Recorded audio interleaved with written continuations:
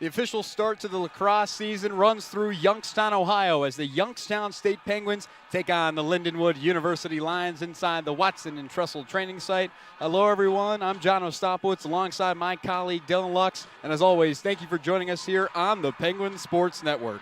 For the Penguins, they look to start the season on a high note after an 0-16 record last year with 17 newcomers and 13 returnees. Youngstown State looks to shore up the defensive backfield that allowed 602 total shot attempts. However, for the Lions, they look to continue where they left off with a 13-5 record in 2024 and a trip to the Atlantic Sun Conference Tournament.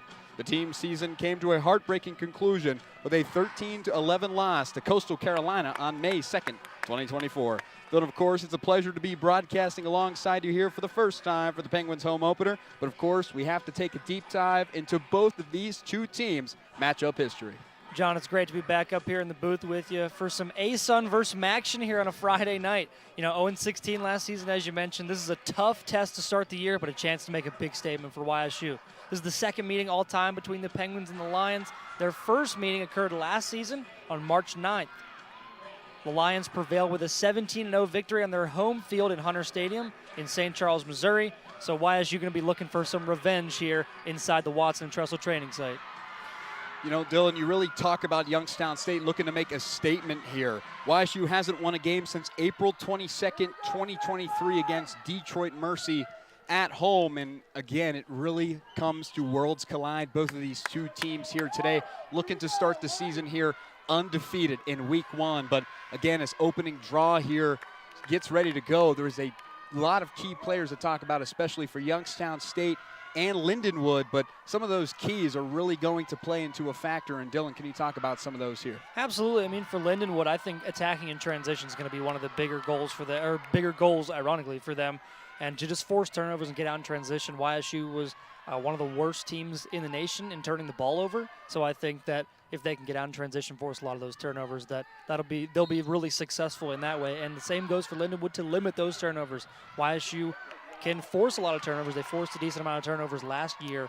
So if they can get the ball away from Lindenwood, they can get some nice goals. And as for YSU, they need to spread the ball around, I think, today to start us off. 119th out of 121 teams in assists per game last year. So hopefully that can get some goals on the board, as they were one of the worst scoring offenses in the country as well, John. Well, Dylan, one of those other keys here is the offensive attack, especially for Lindenwood and Youngstown State. You're going to see now 268 total goals for Lindenwood. They were top 20 in the nation in scoring offense, and they're looking here to strike first here early on. Defense for Youngstown State was one of the crucial factors. They're looking to piece that together here, looking for the turnover, but again, just a great job of being able to cradle the stick and get down here defensively. That's great defense there by Sheridan. You saw forcing that, disruption with the ball, but Lindenwood able to recover, and we'll see if they can do something with it here. Isabella Rulapa was there. Tries to get it inside, wide open, tries and gets it inside the crease, but the save there by the Penguins, and why not Brooke Harper for Youngstown State. And starting off well on defense. I mean, did not give them any easy looks, kind of had a bit of a look at the end there, but made it tough by the end of the shot, and Brooke Harper was able to save it, so nice job by the Gwynns there. You know, Brooke Harper, we talk about some of the goalies, especially for Youngstown State. They lose Borkowski, which huge freshman presence in the back of the cage, but now you get Brooke Harper, a transfer, in that junior spot, being able to get that done. You could see here early on making a statement play. Yeah, and a team of younger players, a lot of freshmen and sophomores, and to come from Hood College to Youngstown State, it's a big step for her, so this is going to be a big game to showcase her stuff here in front of these Lindenwood players. See, now for Lindenwood, they'll have a defensive opportunity here on the free position shot by Youngstown State. You're going to see a lot of one-on-ones here. It's up to what Youngstown State does. Tries to go inside, and they get it. Youngstown State will strike first here early on. What a play. Looks like Katie Grotenthaler might have been in there to strike first, and she was. Beautiful start to the season for YSU, getting up a quick 1-0 lead on one of the top 70 team in the country last year. And that was Grotenthaler there, John. Beautiful goal from her from the 20-meter mark. That was nicely done and an easy way to get on the board. Katie Grotenthaler at that midfield position. She plays like an attacker, and that's what you want, especially out of your midfielders, being able to switch up so quickly. But we wanted to see that transition from her freshman year to her sophomore year, and we got exactly what we wanted. She delivered here early on for Youngstown State. Already, John. I mean, sophomore season starting off with a bang. You could not have started better with that. And we knew coming into this match we were going to be saying her name a lot. And how about 2 minutes into the contest and we already got Miss Grotenthaler on the board. Well, we're going to see more action here. Riley Kavanaugh is in for the draw. Last year, 169 total draw controls. She had her fair share, top draw control specialist in the NCAA. And one of the best. That's going to be one of the big keys for YSU as well. If they can get some draw controls, start establishing that offense quickly in a possession, that's going to be huge for them, and it's already paying wonders. 1-0 already. Well, last year they only had 170 total draw controls compared to 310. Their opponents took advantage of it, and you can see over the offseason they've really worked on that category. They've been winning them here early on. Youngstown State now looking for an opportunity. Has to cut in between. Nice move there. But again, that will go in the favor here. Looks like it's going to warrant a yellow card there maybe. A foul nonetheless. And looks like Grace Run's going to get an opportunity from that 20-meter mark as well. Well, we talk about the free position opportunities here, and you're going to see it now. Youngstown State looking to go up 2-0. What a great play there by Ainsley Sweeney. Yeah, that was a great play by Sweeney to get the stick down and make sure that thing didn't get in goal, but another shot on goal for the Penguins. And here we go again, and what a play there by Lindenwood, running away with it, and that's what they also controlled with is the turnovers. They know how to cause it. They know how to get it done. Sarah Jardine for the Lions here. Sophomore for Lindenwood making some big plays as well. Rula Pa trying to find an open teammate. She does. Perfect connection, trying to pass it. No open lanes. This Youngstown defense standing tall here. And you can tell that Kavanaugh is one of the focuses of YSU's defense. They're kind of face guarding her, not letting her get a whole lot of easy opportunities, and that's one of the keys they're going to have to do. One of the better draw controllers and one of the best players on that Lindenwood roster. Well, for Lindenwood, they lose a lot of their graduate students, a lot of their top ground ball scorers, as well as being able to scoop that up. And, you lose a lot of those key players. They're looking for an answer here and players to step up, but that shot a little bit too far wide. Just a little bit too much on it. Had the right idea. Tried to go around Brooke Harper just right underneath, but it's really hard to get around her inside the cage. And that was Jardine again making another impact, so we're calling her name quite a bit, and a nice play there. McGrath with a takeaway, and that's what YSU is going to look to do, is cause some turnovers, and it's already got them up 1-0. Well, McGrath is one of those smart players where she knows where that ball's coming. She can put that stick up right in the air, scoop it right out. Youngstown State also looked to try and really up that turnover category. Early on, they have been able to control that. And with a younger team like Youngstown State, you look to see a lot of veteran plays from the younger girls, and they've seen that so far. McGrath, just a freshman out of Cicero North Syracuse High School. She's making plays already. Youngstown State in the attacking zone now of Lindenwood. Passes it back. And they're running a nice zone defense, not giving any lanes inside. If they're going to want to attack, it's going to have to be from longer range, it looks like. We can see Sammy Drew there working for Youngstown State. Tries to get past the defenders. Nice double team there by Lindenwood. As the player goes down, and why not capitalize on breaking away. Youngstown State, it looks like Claire Benzinger might have been in there, but it'll be credited. But we'll see there again, right on the far side. I believe and it was Brooke Peck. Brooke Peck, another sophomore for Youngstown State, making an impact already. And with that score here, Youngstown State up 2-0 over Lindenwood. We'll be right back here on the Penguin Sports Network.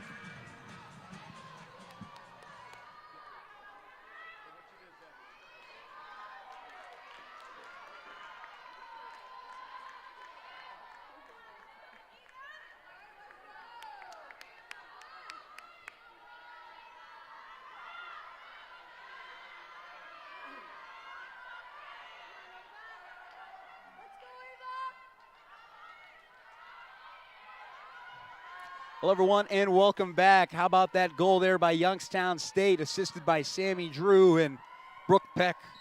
Great opportunity here. Penguins up 2-0. And Penguins needed that assisted goal. Again, one of the worser teams in the nation in assisted goals last year, and they've got one already. So it's a good start for the Gwins, up 2-0 already on a better team, one of the better teams in the nation.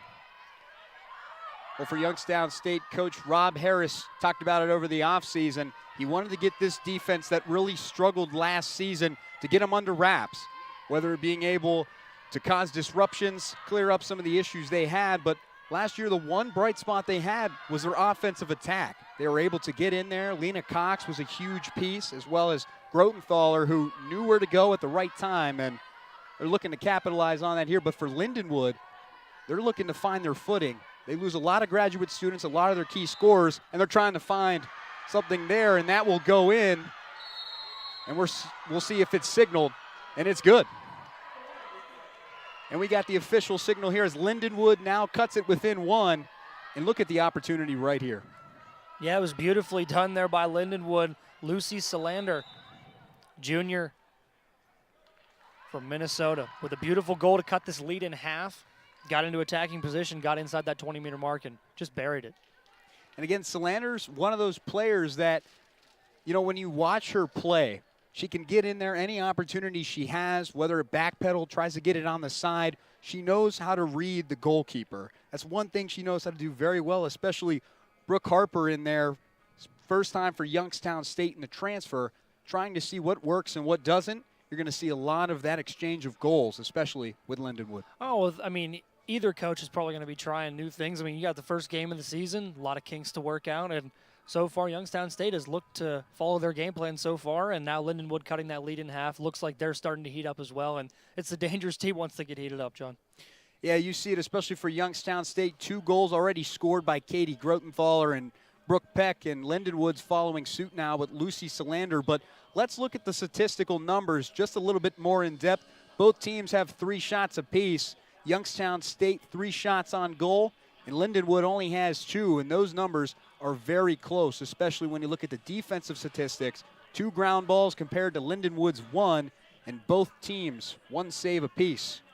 You know, Youngstown State coming in now 3 shots on goal, 2 already capitalized. That's a great percentage to start out the game. If they can keep up that rate, they're going to be scoring pretty well here. I mean, they already have 2 goals, and we're nearly just about 7 minutes of play. It's a good conversion rate so far. Hopefully they can keep it up. Again, you talk about Lindenwood as well. Their head coach, and Jack Cribben, one of the best, winningest coach in Lindenwood history for women's lacrosse. Took this program from a club team to D2, won a championship at that level, moved up to D1. Last year they had that opportunity to go against Coastal Carolina, unfortunately falling short, but Coastal Carolina was a very good team, and there's a lot of those in the ASUN, especially this year. They're tied for 4th in the conference in the preseason poll. They're looking to really make a statement here. Absolutely. Coastal was one of the best scoring offenses in the country, and Lindenwood with a 13-5 record in D1. And what Cribben has done with this program is just unimaginable. I mean, he's literally built this program from the ground up as we get another face-off here to start off with 9 minutes to go in the first. But Cribben has done amazing things with this team, and it's going to be really incredible to see him continue this. Another draw control win for Youngstown State as they'll head to the offensive end. And Youngstown State has done a great job, and that's led by Jenna Cook, who last year helped Youngstown State in the draw control category. But you can see now just trying to go up against Riley Kavanaugh. It's not an easy feat, but she's doing a great job handling her own here. 2-2 on the scoreboard so far, and that's one thing that YSU's going to have to try to keep even all game is that draw control. They've done well so far. Can they keep it up? Youngstown State working on the far side. Lindenwood, great defense. Tries and finds an open lane for the Penguins. Sneaks past the defender. Tries and finds an opponent. Cannot. Drives. Gets it to the far side, but that's outside of the X.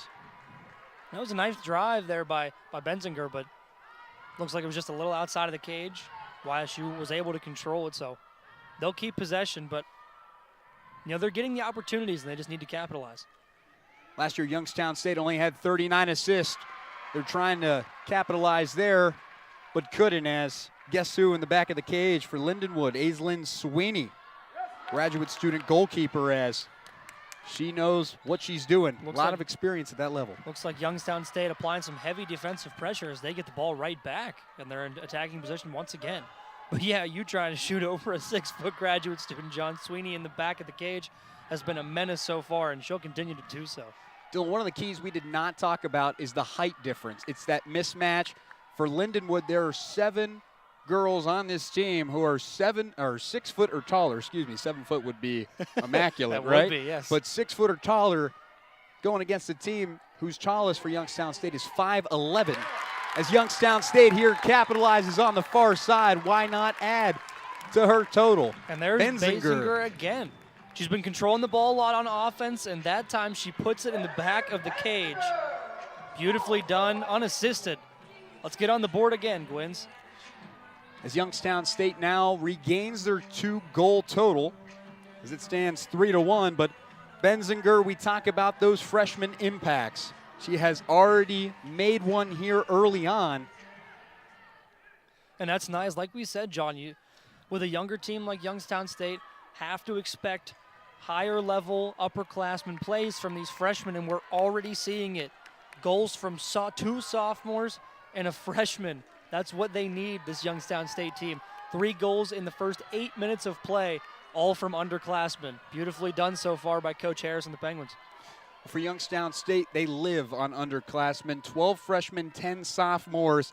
That's a huge chunk of this roster, and it's all about developing them. There's those 3 seniors, they can go a long way, and your sophomores can start to play like veterans. And you'll see here as play, as they will sort this one out here on the far side.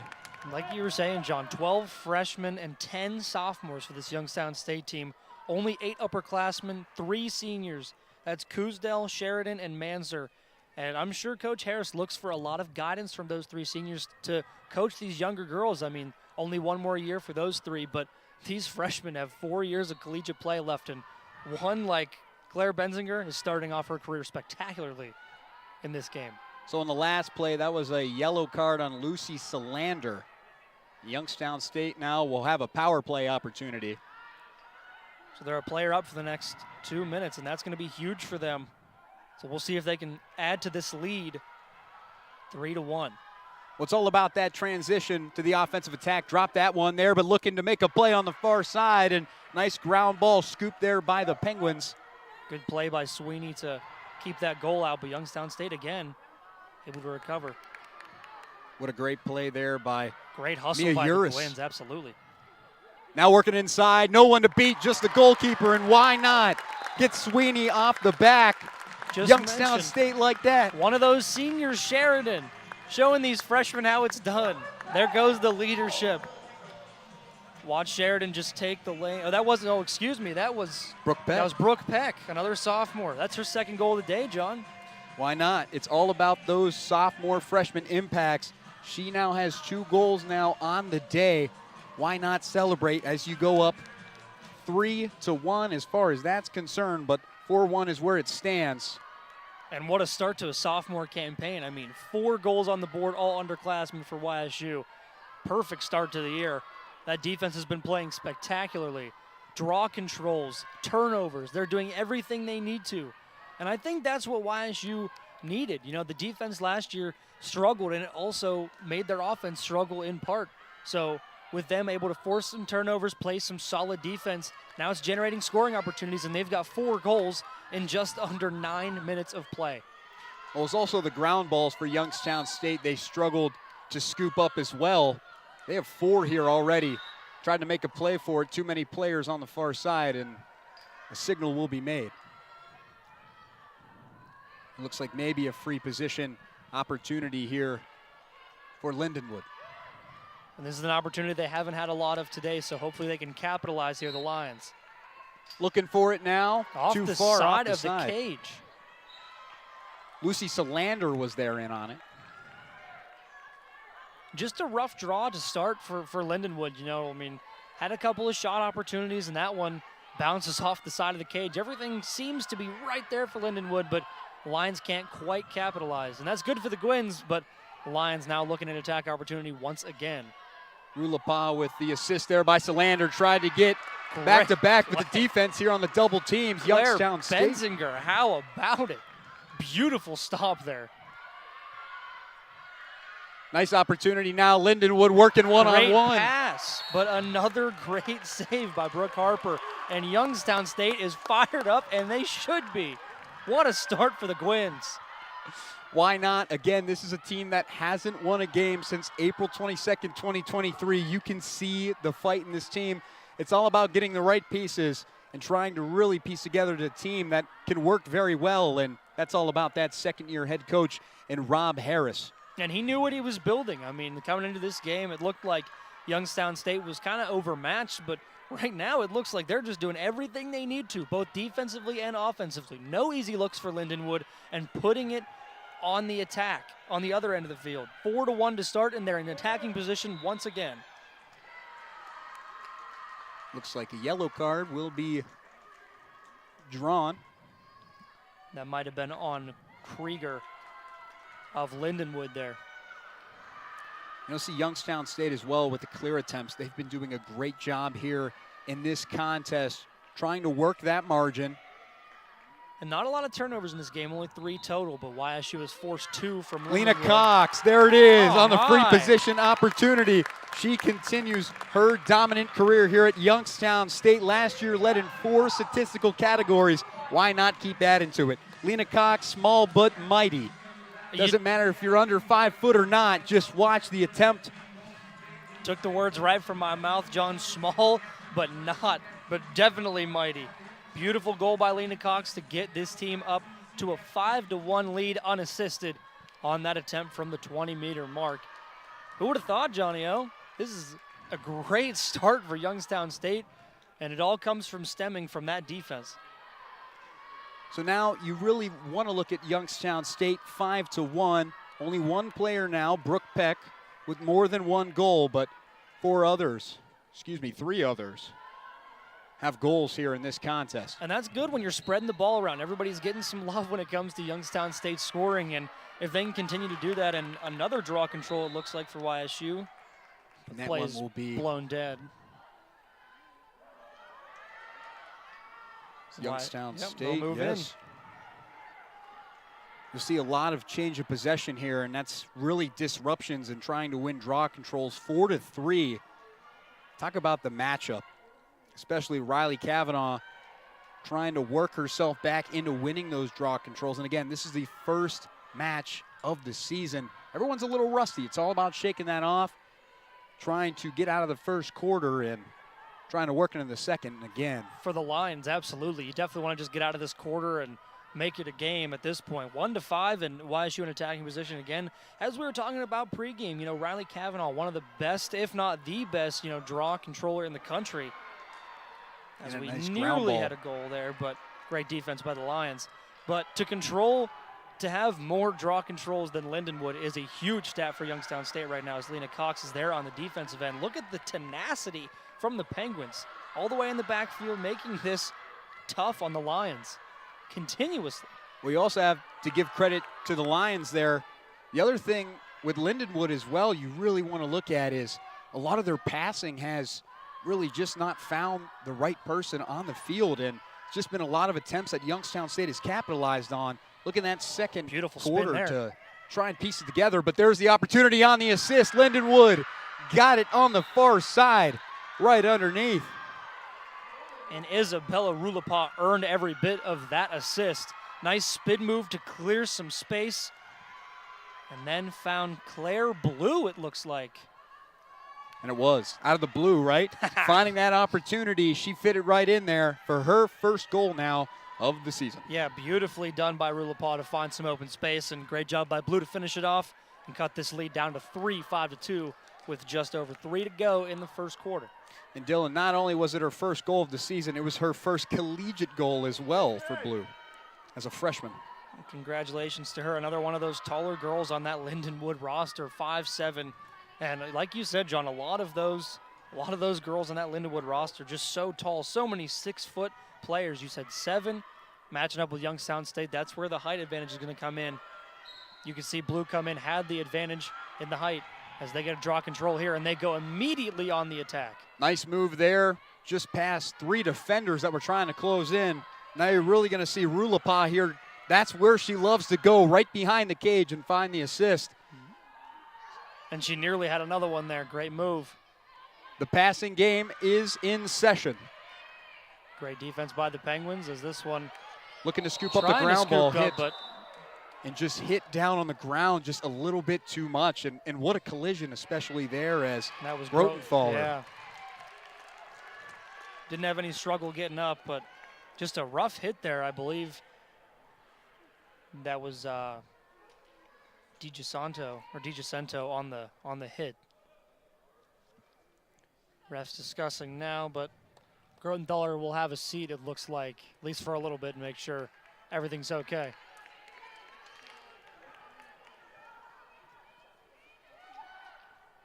And again, for Youngstown State, it's a big blow here early on. Grotenthaler, one of those players that you can see the tenacity, a lot of fight in her. But again, you'll see the game of lacrosse, a lot of collisions that really happen trying to play inside the crease, get those opportunities. So you'll see foul will be called there, just a little bit too much, too aggressive by Lindenwood. And tough defense against Cook there and kind of made her bobble, but they did rule the foul. And now you can see Lindenwood is just, they have that fight back in them. They're aggressive now, both offensive and defensively, even though YSU is a player up right now, doesn't look like it's going to stop Lindenwood.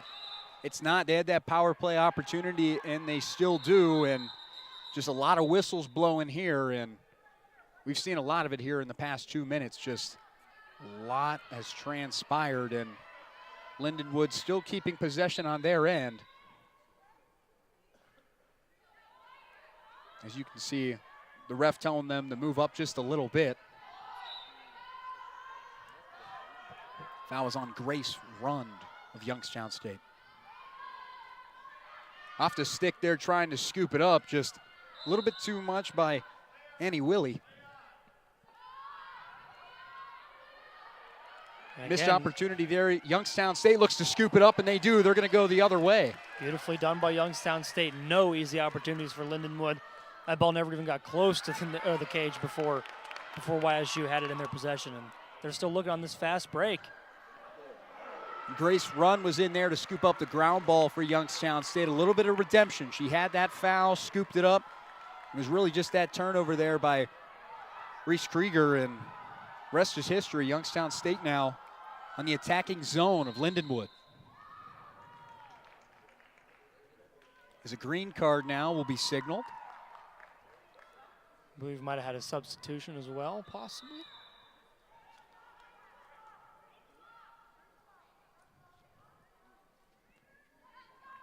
And you're absolutely right, and it looks like maybe we'll get a timeout here. And you're absolutely right. It looks like a timeout will be called here. Just a little bit, but as they take a timeout, we'll still stay here, and we'll have the opportunity to talk about this match. 5-2 is where it stands. Youngstown State has had a phenomenal job here early on in just the first quarter. But again, when you look at the assist numbers and the shots numbers, Youngstown State 10-7 compared to Lindenwood, as well as your shots on goal. Youngstown State has been efficient. 9 shots on goal, 4 shots on goal compared to Lindenwood. They have 5 goals to show for it. Yeah, 5 for 9. For shooting pretty solid, over 50% there when it comes to shots on cage there. And honestly, the defense has propelled YSU. They've forced some turnovers, and they've gotten a decent amount of draw controls, and that's what's been able to propel that offense. Both teams caused 3 turnovers, but YSU's been able to capitalize on those with 5 points on the board. Lindenwood only with 2, obviously. And they've caused 3 turnovers, so they need to capitalize more on the defensive end when it comes to turning the ball over. Well, you also talked about the defense a little bit, and that comes with clears. Youngstown State is 4 for 5 compared to Lindenwood's 2 for 3. So it's been Youngstown State trying to find those opportunities to clear it out on their side, trying to make plays and get it away from an offense they know can score. And it's resulted in some goals for YSU, and that's exactly right, John.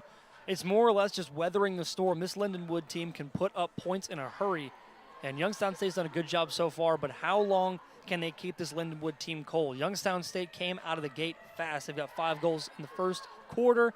Obviously looking for another as they'll have possession coming out of this timeout. But we'll see how long they can weather the Lions storm here on this Friday night.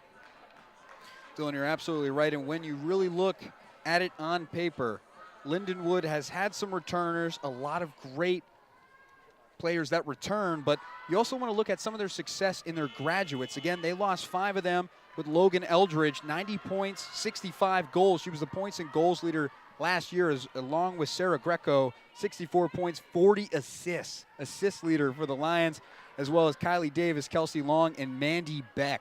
Some of their top players on this team, they lose all 5 of them. And that's a tough thing to come back from, but for Lindenwood, that's not, they're not looking about that. They're looking at this new team that they've fielded this year. 18 newcomers for this season. So a lot of new faces, but same old place. Absolutely right, especially in the A-Sun. But the competition there, just like the MAC for Youngstown State, it's as tough as any conference, especially when you're going up against Liberty as well as other teams like Coastal Carolina, Jacksonville, some of the top dogs in the A-Sun. Yeah, we talked about it. I mean, the A-Sun has some great scorers. Youngstown State, and how about that? How about a great score for Youngstown State getting the opportunity? Looks like number 10, Katie Grotenthaler. Why not add to your total now on the season? Just look at the nice move here right on the far side.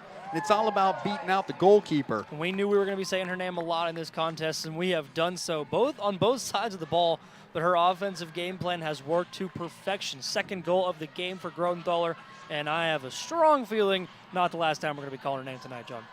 Well, you can't spell success without the S, and that comes in her sophomore playability. What a great job. It's all about, again, your freshman year, you're trying to learn the game of collegiate lacrosse. You take that, you learn a lot more in your second year.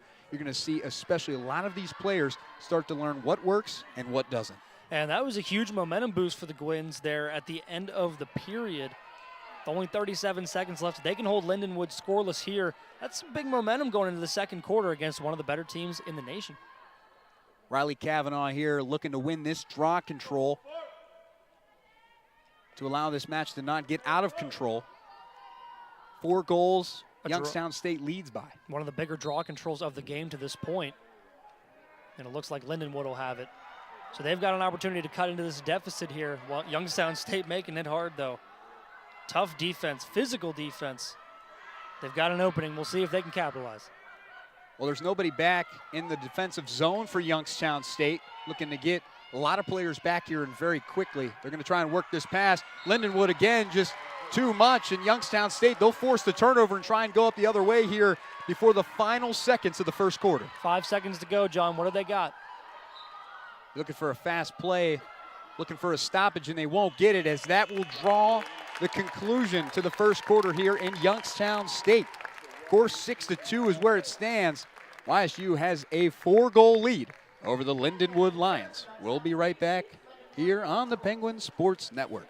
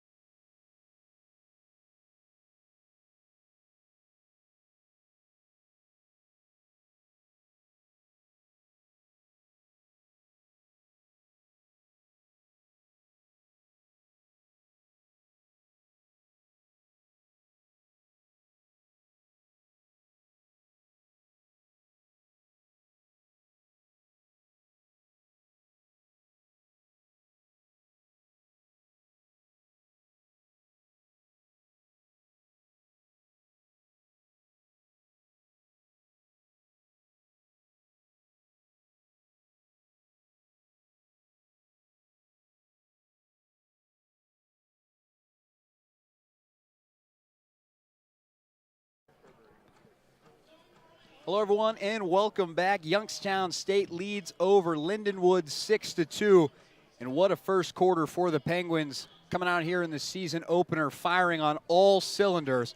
Why not? And when you look a lot at these statistical numbers, it's all about the ground balls. This defense that Coach Rob Harris really wanted to fix and solidify them as a powerhouse in the MAC. But here so far, they've been able to lead in a lot of categories. Absolutely. I mean, coming up against a tough ASUN opponent in Lindenwood, and like you said, leading in a lot of statistical categories. Obviously 6-2 on the scoreboard, but 10 shots on goal in this game, 6 conversions.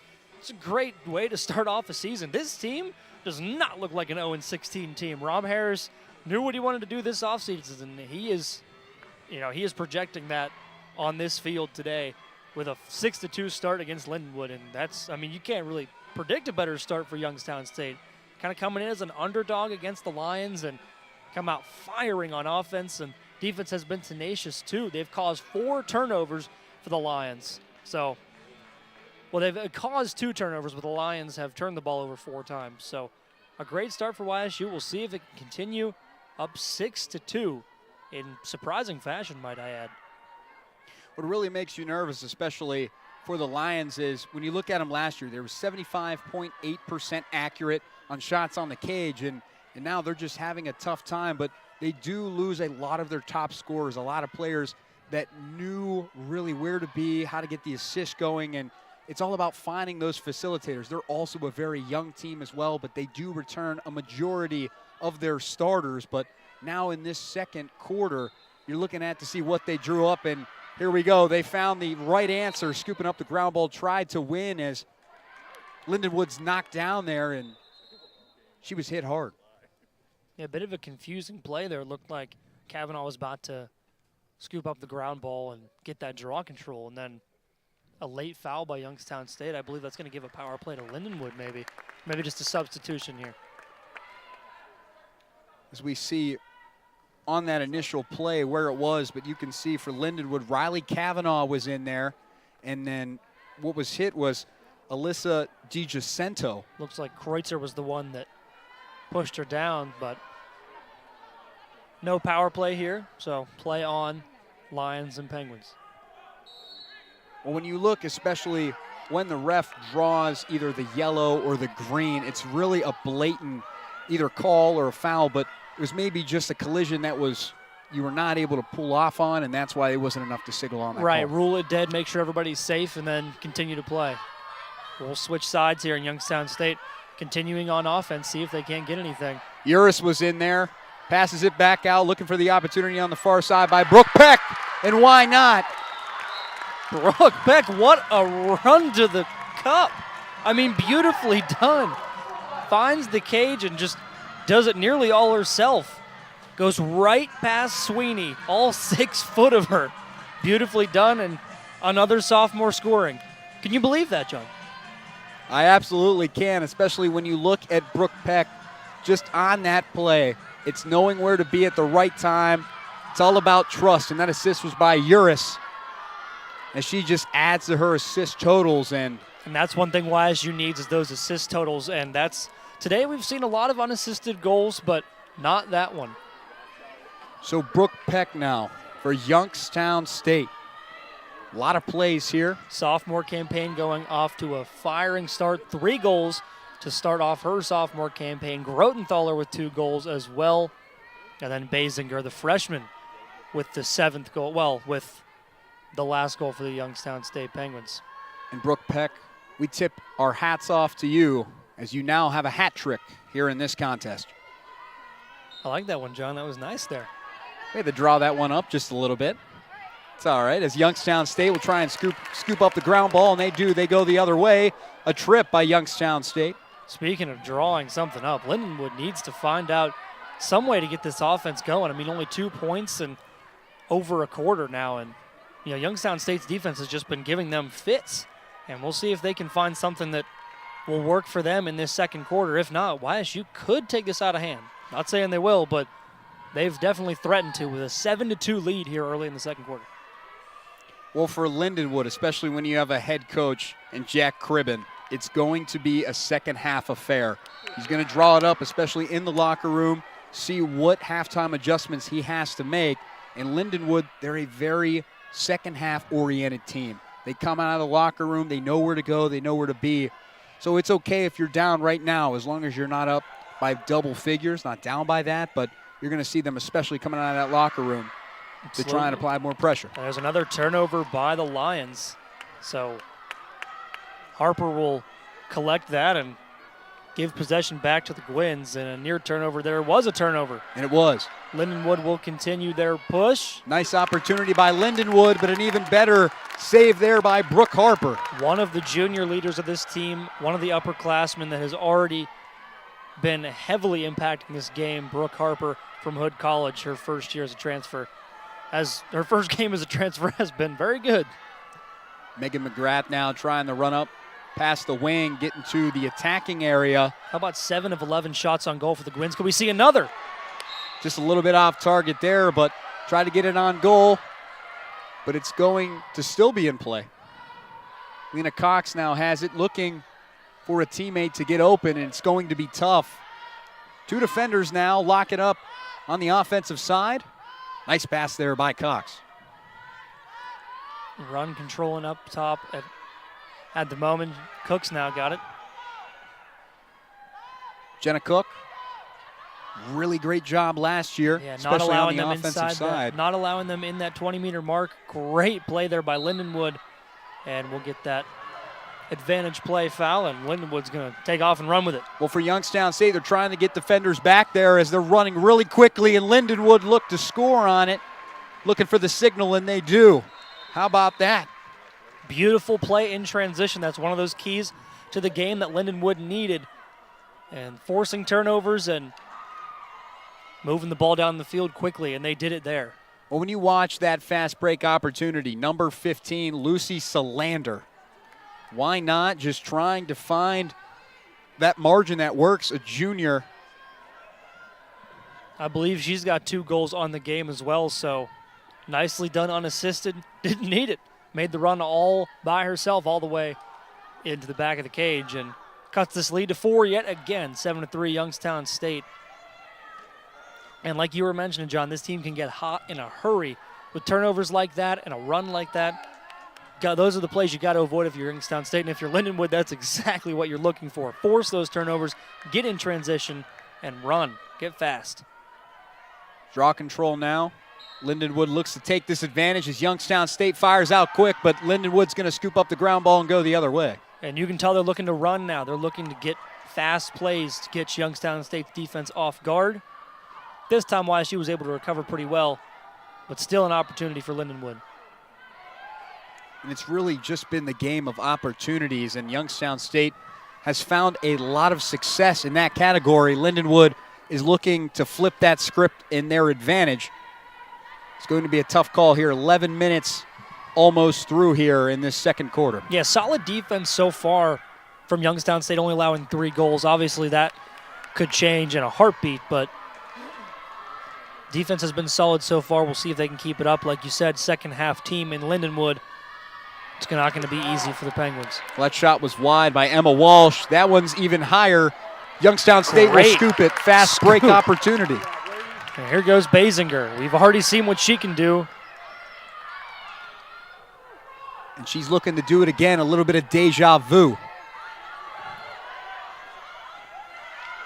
It looks like sometimes YSU can lose control when they get inside of that far mark, that 80-meter mark. So you can see where the success comes as soon as they find that opportunity inside the crease. They're going to try and capitalize. Right there, Youngstown State looking for it on the far side, right underneath, and she gets it. Why not for Youngstown State? Just keep adding to the total. How about 8 for 12 shots on goal now? Just a great Mia Uris, sophomore, yet again. These underclassmen dominating for Youngstown State. Notre Dame of Ohio transfer gets her first goal of the season and her first goal in a Youngstown State uniform, unassisted yet again. boosts that lead back to 5 with just over 10 to go.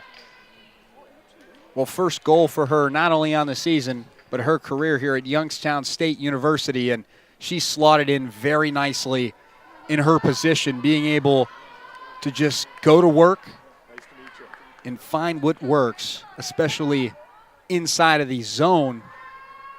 You'll see a lot more of her.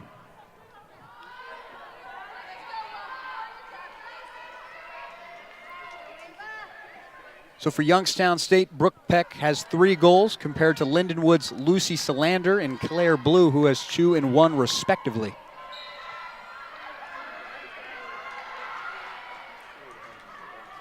Lindenwood trying to find the assist numbers for them. It's just trying to find someone who's open. This Youngstown defense has proved formidable here.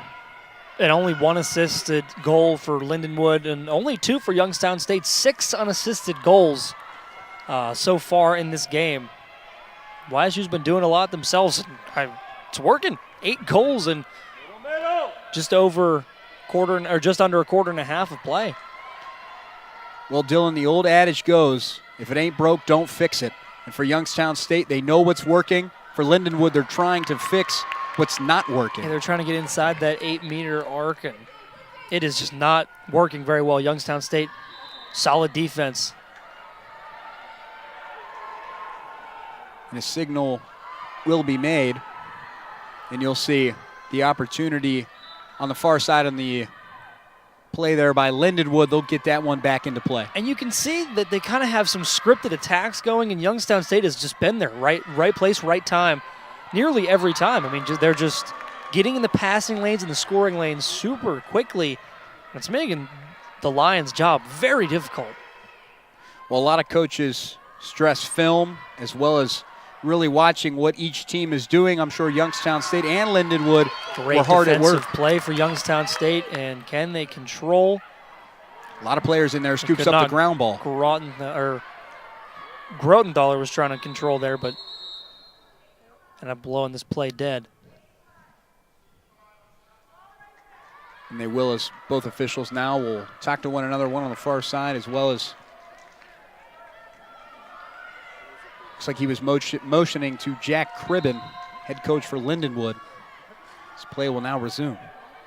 So although that clear attempt by YSU didn't work out, they're still 7 to 10 on the day, so solid to this point. Now I believe that was another save by Harper. It's a free position free opportunity. Position. Okay, here we go. From that 8-meter mark. Lindenwood, Emma Walsh trying to go inside and work it. And how about Harper?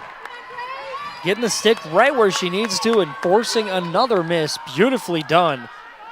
Well, for Harper, that was a free position spot. Absolutely. For Harper, that wasn't even an initial save. It was just off of her chest gear. And you'll see now for the ground balls, Youngstown State, 3 ground ball differential, 10 to 7 is where it stands as. And it's those little things, John, that can create a gap in the scoreboard, and we've seen it so far today. 10 to 8 on ground balls now after that one by Lindenwood. They've 8 clears, 8 for 11 on clears. It's just been YSU's day when it comes to that. They do have 8 turnovers on the day. I believe Lindenwood has caused 5. Both teams have caused 5. Well, for Youngstown State, the issue with their game last year was causing turnovers. They had over 200 turnovers and didn't even cause more than 100. It was just around 94, and it's trying to cause a lot of those. That allows you to win those chippy games, one that come down to the wire, and you're seeing here just really being able to run rampant. Absolutely, forcing turnovers and a team just mishappily turning the ball over. 2 completely different things. When your defense is the one to cause those turnovers and get in another team's head, that's a huge momentum booster, and today it's worked out well. 7 turnovers for Lindenwood, and YSU has caused 5 of them. Great rate for Youngstown State as Mia Stahl gets the foul there for YSU, it looks like. Isabella Rulapaw was there for Lindenwood, who had the free position opportunity, tried to go back into reinforcements, and Lindenwood gets it. DiGiacinto now cutting it within 4. So picks up the ground ball and then just buries the shot from nearly the 8-meter mark. That was beautifully done by Alyssa DiGisanto. Just slotted herself very nicely into that attacker position. Doesn't matter if you have to switch to defense and scoop up some ground balls. You have to be at the right place, the right time. She knew where to go, shot right over the defender. And, of course, we'll be right back here on the Penguin Sports Network when we return.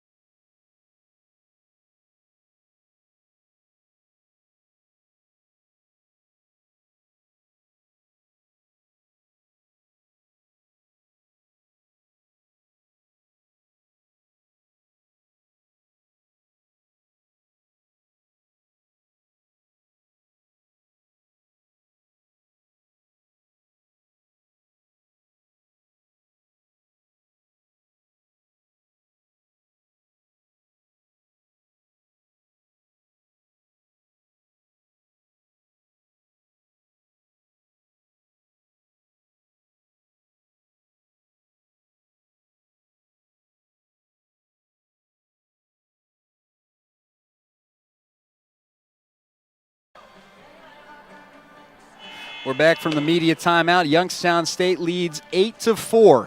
Lindenwood has scored 2 compared to 2 here in the second quarter. They're trying to fight back and cut this deficit that they have found themselves in here in the second quarter here early on.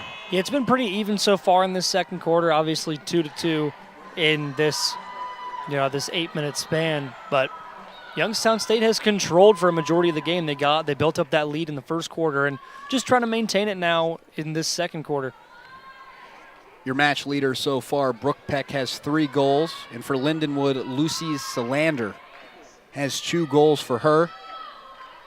You're going to see the battle of those 2 giants here who have been able to help their team get into a category where they can feel comfortable. And for Youngstown State, a 4-goal lead is as comfortable as you can get. Absolutely. Against a team like this, I mean, you'd love it for it to be more, but you'll take what you can get. And 4-goal differential is solid for the Gwins, and they want to build on that, but they've built up a bit of a margin now, and we'll see if they can keep it there because it's not going to be easy against this line squad. And again, that comes with Riley Kavanaugh. As you can see, just over the span of just 5 minutes, she has really found herself winning those draw controls. Youngstown State was winning there early on. She has been able to control that margin. Rulipon nearly had a run to the cage there from that 12-meter fan, but decided against it. Well, you can see Youngstown State in their defensive coverage, trying to protect their defensive zone, and it's really proved a tough time for Lindenwood. They're just trying to find an answer, and this is going to start right here. Yeah, so far Coach Harris's game plan has worked out pretty well, only allowing 4 goals from a solid scoring team last season. As we get another stoppage of play. Looks like that will be on Youngstown State, as a free position opportunity will now come for Lindenwood. And it looks like the foul was on Jenna Cook there. And you're absolutely right, John. Lindenwood now trying to fit that one in there high and gets it. That'll be Reese Career with that goal. Nicely done from the sophomore. Just watch that again. Krieger just on the far side. She knew where to go, beat out Brooke Harper. Went directly at her. No ifs, ands, or buts. Just went straight for her and found the top right corner of that cage. When you're 5'7", especially in the sophomore, that midfielder position, you have to be able to switch to an attacker, especially when you have free position opportunities. She knew where to go. Far side, don't work too much on the right. Let's work on the left. She fit that one in perfectly. And the lead goes back to 3 for Youngstown State. So we'll see if they can answer or if Lindenwood can build on this rally here. For Lindenwood, you're absolutely right. They have a 3-2 advantage now in the second quarter as they're fighting back ever so slightly. Youngstown State led 6-2 in that advantage, and now Lindenwood and another control there for Kavanaugh, and that was just beautifully done. You can see she's one of the best in the country. But a nice cause turnover there by YSU, and they'll move up. And Lindenwood now 9 draw controls that they have been able to win, and it's just crucial mistakes. I'm trying to capitalize off them. Youngstown State looked to fit that one in there, but Sweeney, 6 foot tall, it is tough to try and fit that one in there. Yeah, and with all that graduate student experience, John, I mean, that's a great goalkeeper. We talk about the margin of error, especially when you're that tall inside the cage, trying to put that in there. Where do you fit it? Where do you go high? Do you go low? Do you sidestep? Absolutely. You almost have to try to get her off balance. You know, with a big frame like that, sometimes it can be harder to move around. So quick moves near the goal, but that's the same with most goalkeepers. But some can keep up better than others, and I'd imagine with a 6-foot frame, it might be a little harder to keep up with something like that. So quick moves near the goal, or near the cage, I should say, is what I would go with for Youngstown State. And clearly they know how to get it past her. They've gotten 8 so far. Hopefully more here soon for the Gwins. Well, you talk about quick movement. Reese Krieger, you could see her working there on the far side, just very quick and agile and just working against that defense. It's all about tiring them out, and Lindenwood has done a great job. As you can see, Solander now trying to fit that one in there, and Brooke Harper was in there, but it looks like potentially another free opportunity here.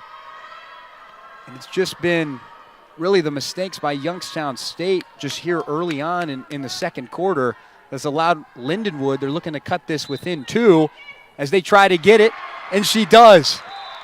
How about that? It looks like Solander was there again. Here come the Lions, John. Just quick goals in rapid succession. Another free position goal from that 8-meter mark. Beautifully done there.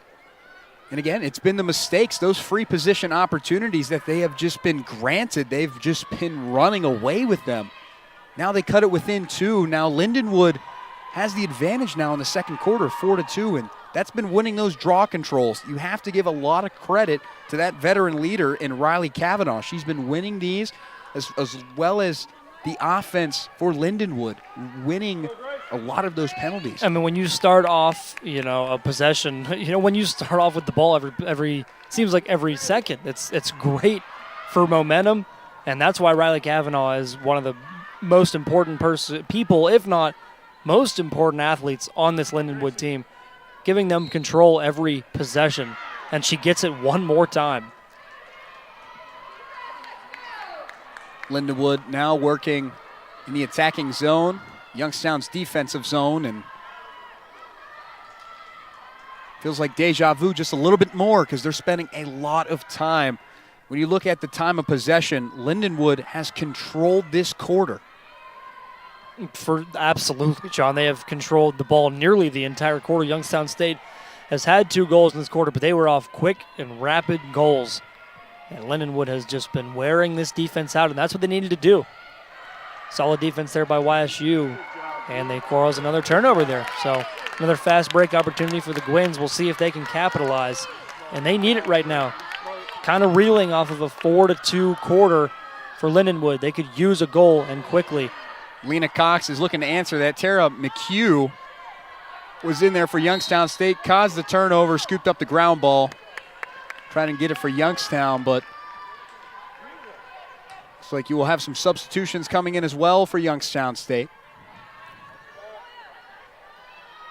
Julia Bella and she'll for get Lindenwood was the foul. Yep, and she'll get to start with it from that 12-meter fan. 3 minutes to go in the second quarter. Youngstown State still up now, but you'll see even on your free position shots, you don't always have to make an attempt on the cage, but for Youngstown State, throw it short, no, it works. Youngstown State, Sammy Drew now trying to work it on the far side, just off the hip. So it looked like there was a little bit of foul as Lindenwood. That was a nice move by Drew, a nice spin move. Created a little bit of separation, but evidently ultimately couldn't capitalize. But Still an 8-6 lead for Youngstown State as Lindenwood will take possession. Well, Lauren Bailey on that one for Lindenwood really hit the turf here inside the Watts a little bit harder. She was down just for a little bit, but thankfully she's okay.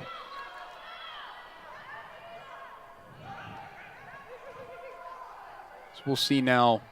Refs talking it over, trying to officiate it. Trying to see what the initial call was, as a yellow card now will be on Sammy Drew of Youngstown State. Lindenwood will now have a power play opportunity with a woman up. And that's big for Lindenwood. They've already established the momentum so far in this quarter, and that's only going to continue with a player up for the next 2 minutes of play. And Lindenwood, they'll take advantage. Nice cross check there by Youngstown State. For YSU, you know, Lindenwood's come down to this side of the field and scored a lot. They've scored 4 goals this quarter, and they're looking to score another. You know, just to build some of that confidence back up, the defense needs a stop here. Well, the game of lacrosse, you'll see a lot of scoring opportunities as Lindenwood tries to get another one, as they're looking for the signal there, and they'll get it. I believe that was DiGiacinto. But we'll take another look at it to see if it was, and you can just see her working on the far side, and it was DiGiacinto.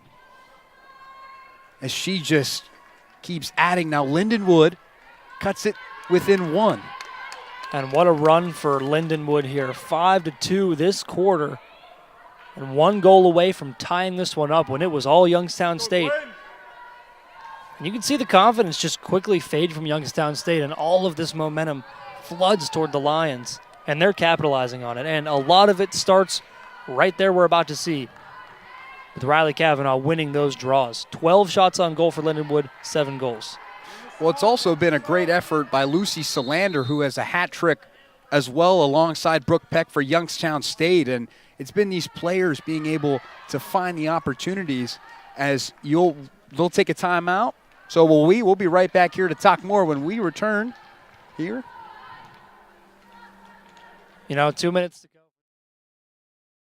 State again just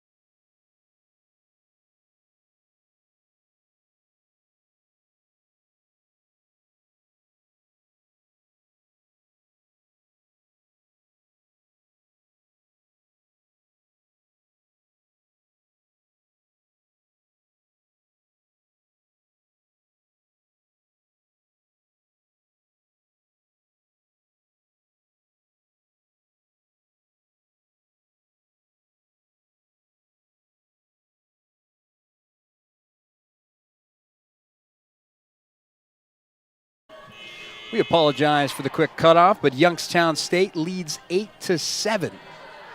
And 1 score differential. Lindenwood has just been on a tear this quarter, 5-2 so far, and they've just been on a run to start this second quarter and just continued it throughout. And now Riley Kavanaugh getting another chance for another draw control, just to help control that possession even more. And we talked about it earlier, John. Lindenwood just controlled the possession. YSU does have 2 goals in this quarter, but Lindenwood has had the ball nearly the entire time. Quick goals for YSU and just long, drawn-out possessions for the Lions, and it's given them a lot of momentum. Dylan, we really have to deep dive into Lucy Solander, the junior attacker. She's a transfer from Butler. And in Butler, she was really, really good. She appeared in 14 games, 57 points in a single season for her. Set the school record in Butler. Big East, you talk about that competition out there, and it's not easy in that conference. No, anytime you can play against in a Power 5, one of those power conferences, it's huge, and getting a transfer from one is even bigger. So, obviously they're looking for her to make a big impact, and she has. Especially with a hat trick here in this contest. Draw control was won by Julia Bella, as Youngstown State now is running the other way.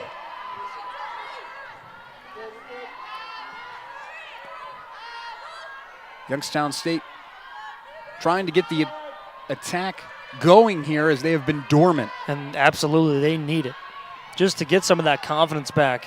8-7. Now they've lost their lead, which was as high as 4 at one point. Well, both teams have 16 shots apiece. Youngstown State is 13 compared to 12 shots on goal. Youngstown State trying to get into attacking position. And there was really no room there for Peck trying to get 4 goals on the day. Trying to get around the defense, off the side, fell down. I believe they're going to call a tripping there, or clipping, something or other. Either way, they're going to get a chance from that 8-meter mark, free position. So, huge opportunity for Youngstown State. You're absolutely right there, Dylan, as you see the tripping call there, as you can see Youngstown State, Katie Grotenthaler just got tripped up between Lindenwood, and there's the yellow card being signaled, free position here for the Penguins. Here's the one-on-one between the goalkeeper, but that one's saved. Sweeney just, bodied her, to be honest. Just had no chance as we get a foul stoppage of play here.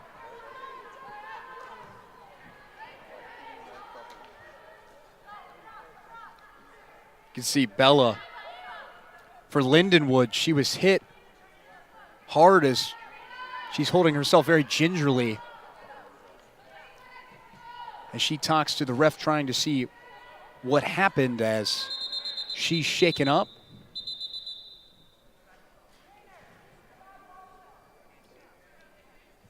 It looks like that was on Allie Garrett. And I believe Bella's going to take a seat, so that might have been a little more of a connection than we thought. And it was a hard hit. You could see when she was holding her mask there, just a little shot. Yeah, definitely shaken up on that play. So it's probably for the best that she takes this 34 seconds off and gets ready for the second half, hopefully. Ava Graham will come in for Lindenwood.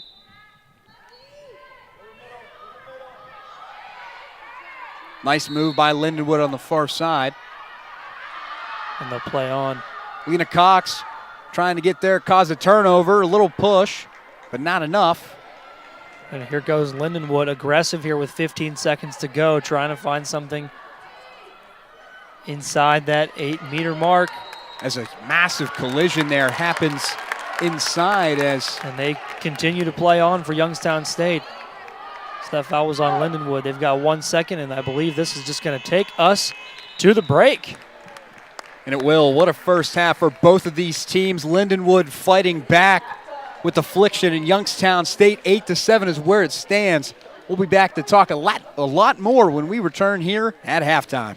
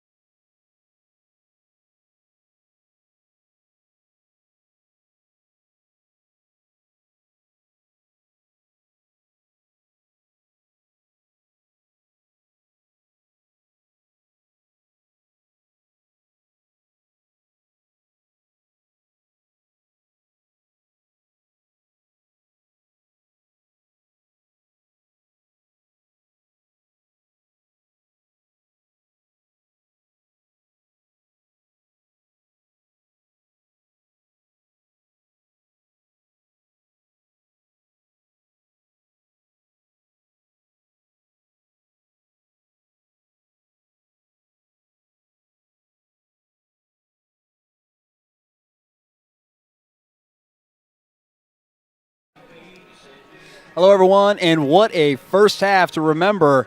Of course, we're here in Youngstown, Ohio, as the season opener and home opener. Well, for Youngstown State and the season opener for Lindenwood, and of course, 8-7 is where it stands. And Dylan, we have to talk about some of the stats and storylines here that transpired in the first half. And Youngstown State came in as a bit of an underdog. Taking on one of the top 70 teams in the country. Lindenwood was 68th last year, and they've come out and proven worthy. 14 shots on goal, 8 conversions, so they lead 8-7. But Lindenwood had 12 shots on goal and a lot more in that second quarter. Youngstown State was able to shut them down in that first quarter, but in that second quarter, just Lindenwood, you could see that the reason that they're such a great team. 11 turnovers for Lindenwood is something to highlight, though. Youngstown State's been able to force 8 of them. 8 caused turnovers for Youngstown State, and that's huge for them. They had 90-some turnovers last year, caused turnovers last year, but there was a lot that weren't caused for Youngstown State. So to be able to cause 8 turnovers in that first half is huge for them, and also 13 ground balls and the draw controls. No surprise there. Riley Kavanaugh has just been a menace when it comes to that for Lindenwood.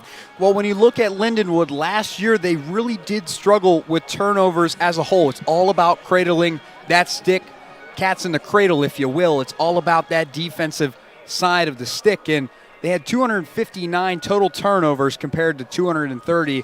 Their opponents really kept it clean, and here in this contest, they have 11 turnovers. Keeping it clean, there was a lot of opportunities where you see them trying to drive wide open inside the crease. They just could not capitalize. They had to rely on Youngstown State's free position errors, really.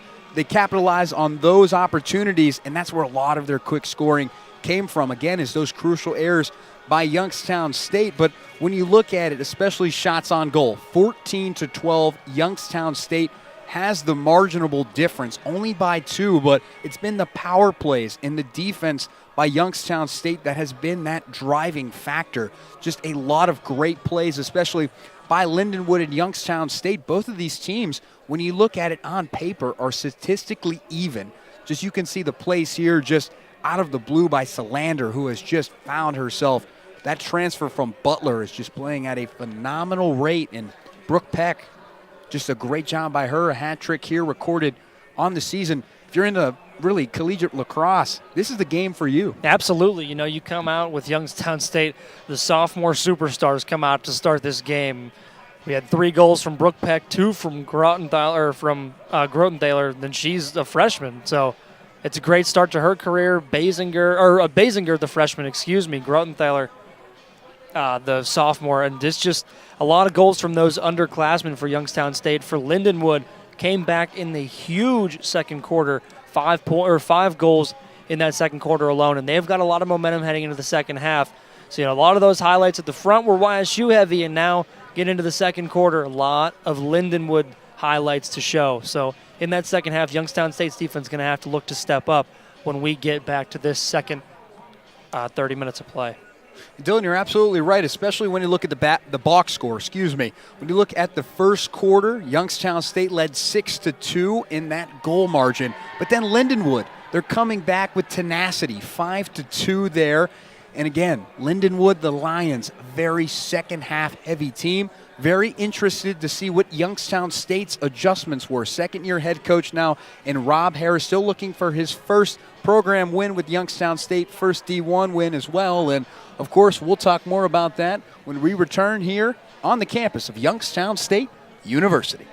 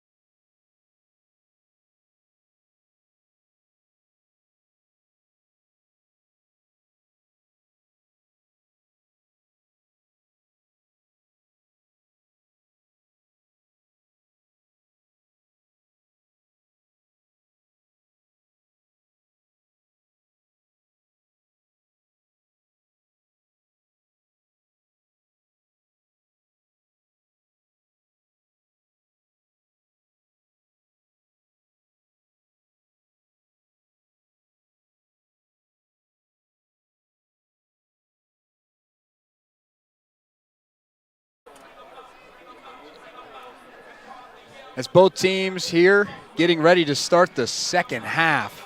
We talked a little bit about the stats, the plays, the highlights, and there has been a whole lot of it. Offense, defense, you name it.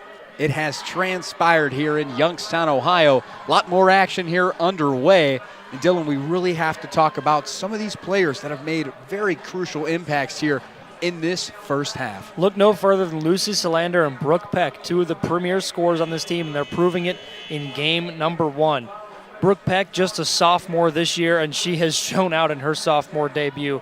Great start to the year in her second year in a Penguins uniform, starting off with 3 goals to start.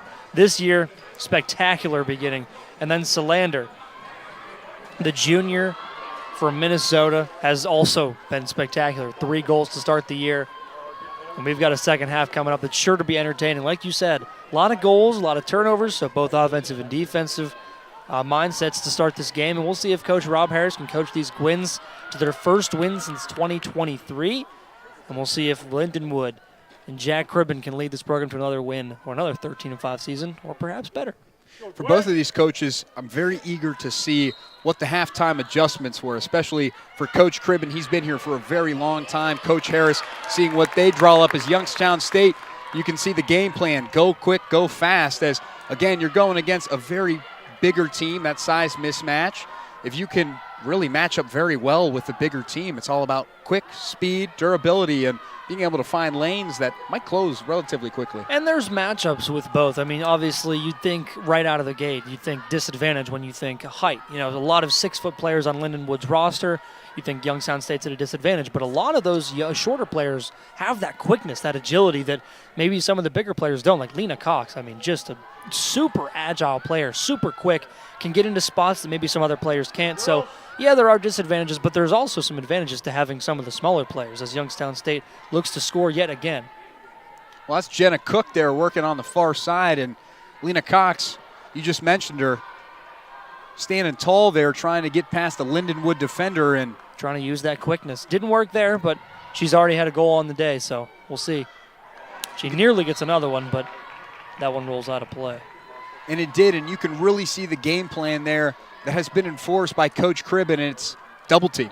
You know the players that can go out there and score. Those adjustments are lock them up defensively. Don't allow them to get outside if you don't need them to at all. Well, you don't build up a program in 20 years from club team to D2 to D1 without being dang good at what you do. So he's obviously made some good adjustments so far, and he'll continue to do so throughout this season. But, you know, Rob Harris is definitely he's impressed me today so far. He's made some good adjustments, and his team just lost a little confidence in that second quarter, but we'll see if they can get it back.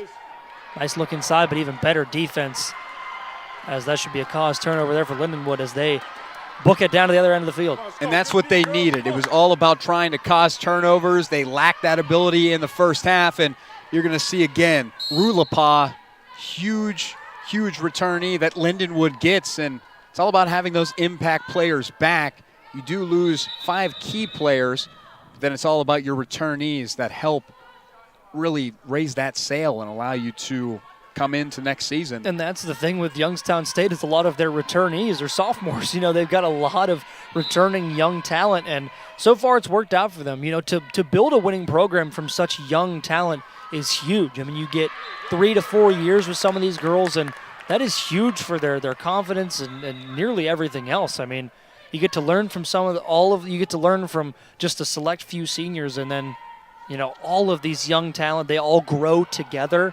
It's fun to watch, and so far they've done well against, a solid Lindenwood squad who has a lot of juniors and seniors on it. Well, when you look at Youngstown State, when you have 22 underclassmen, 12 freshmen, 10 sophomores, that's a lot. It is, and to have such a young team like that is a blessing and a curse, obviously. You know, some of these freshmen are trying to learn, and they're learning from girls that are just as fresh as they are. So to have such a limited amount of seniors can not hurt the development, but can definitely, it would help to have more. But at the same time, like I said, they get to grow together. This sport, they become part of a family, you know, after growing together for 3, even 4 years. And that's what can help build a winning program, is when you all learn together, you learn the same way. And even just 2 years now, Coach Rob Harris has gotten these girls together and got a lead so far on Lindenwood. That was Mia Uris there, and you can see now Youngstown State working on the far side, and why not? Let's add to the total. Youngstown State, Brooke Peck. Why not? Make it 4 now for on the year. And just watch the play. Beautifully done, and a great pass there leading in by Mia Uris and Brooke Peck. Another one. She's got 4 to start off her sophomore campaign. And, you know, a lot of these girls are learning from these seniors, but I'm sure Brooke Peck has something to say about that, as she's doing a lot of teaching today, on both sides of this ball. That's right. Not only is she teaching the underclassmen and a lot of the other ones, she's trying to teach this Lindenwood team all about trying to put this team on your back and lead the way. How it's done right now. Nearly half of Youngstown State's goals, Brooke Peck. How about it, young lady? Well, for Brooke Peck last season, she had 8 goals. She has half of that now in just the first match on the season. Talk about upticking your production, and she has done a phenomenal job. And we all thought today we'd be talking about Grotenthaler. And we have obviously mentioned her today. She's got a couple of goals to her name. But Brooke Peck has just been taking over for this Gwynn squad as they get another draw control there. So looking to put some more points on the board. And this Youngstown State squad looks to build that confidence back up. They started out strong so far and looking to build on it here. And for Lindenwood, I'm very surprised we haven't talked a lot about Isabella Rulapaw. She had 25 goals, 15 assists, and 40 points last year. She's been very dormant here in this contest. Absolutely. They had that 1 assist earlier with the nice move, but hasn't really done a lot since. So we'll see if they can get her going in this game, get her the ball in Lindenwood territory. And Reese Krieger was another of those role play players last season. She nice had 23 move here. goals, and you see she already has 2, as you'll see the signal go in the favor. We might have a free position foul here, and just as I said, we weren't talking about her a whole lot. Grotenthaler going to get a chance here to score from free position for YSU. Well, that was a foul there by Annie Willie for Lindenwood. We're going to see what Katie Grotenthaler can draft up here. Trying to shoot over that 6-foot-tall frame. And she does. But it doesn't matter. Grotenthaler, sophomore superstars here today in Youngstown, Ohio. Double digits for the Gwynns. They lead 10-7 with Grotenthaler's 3rd goal of the contest from the free position.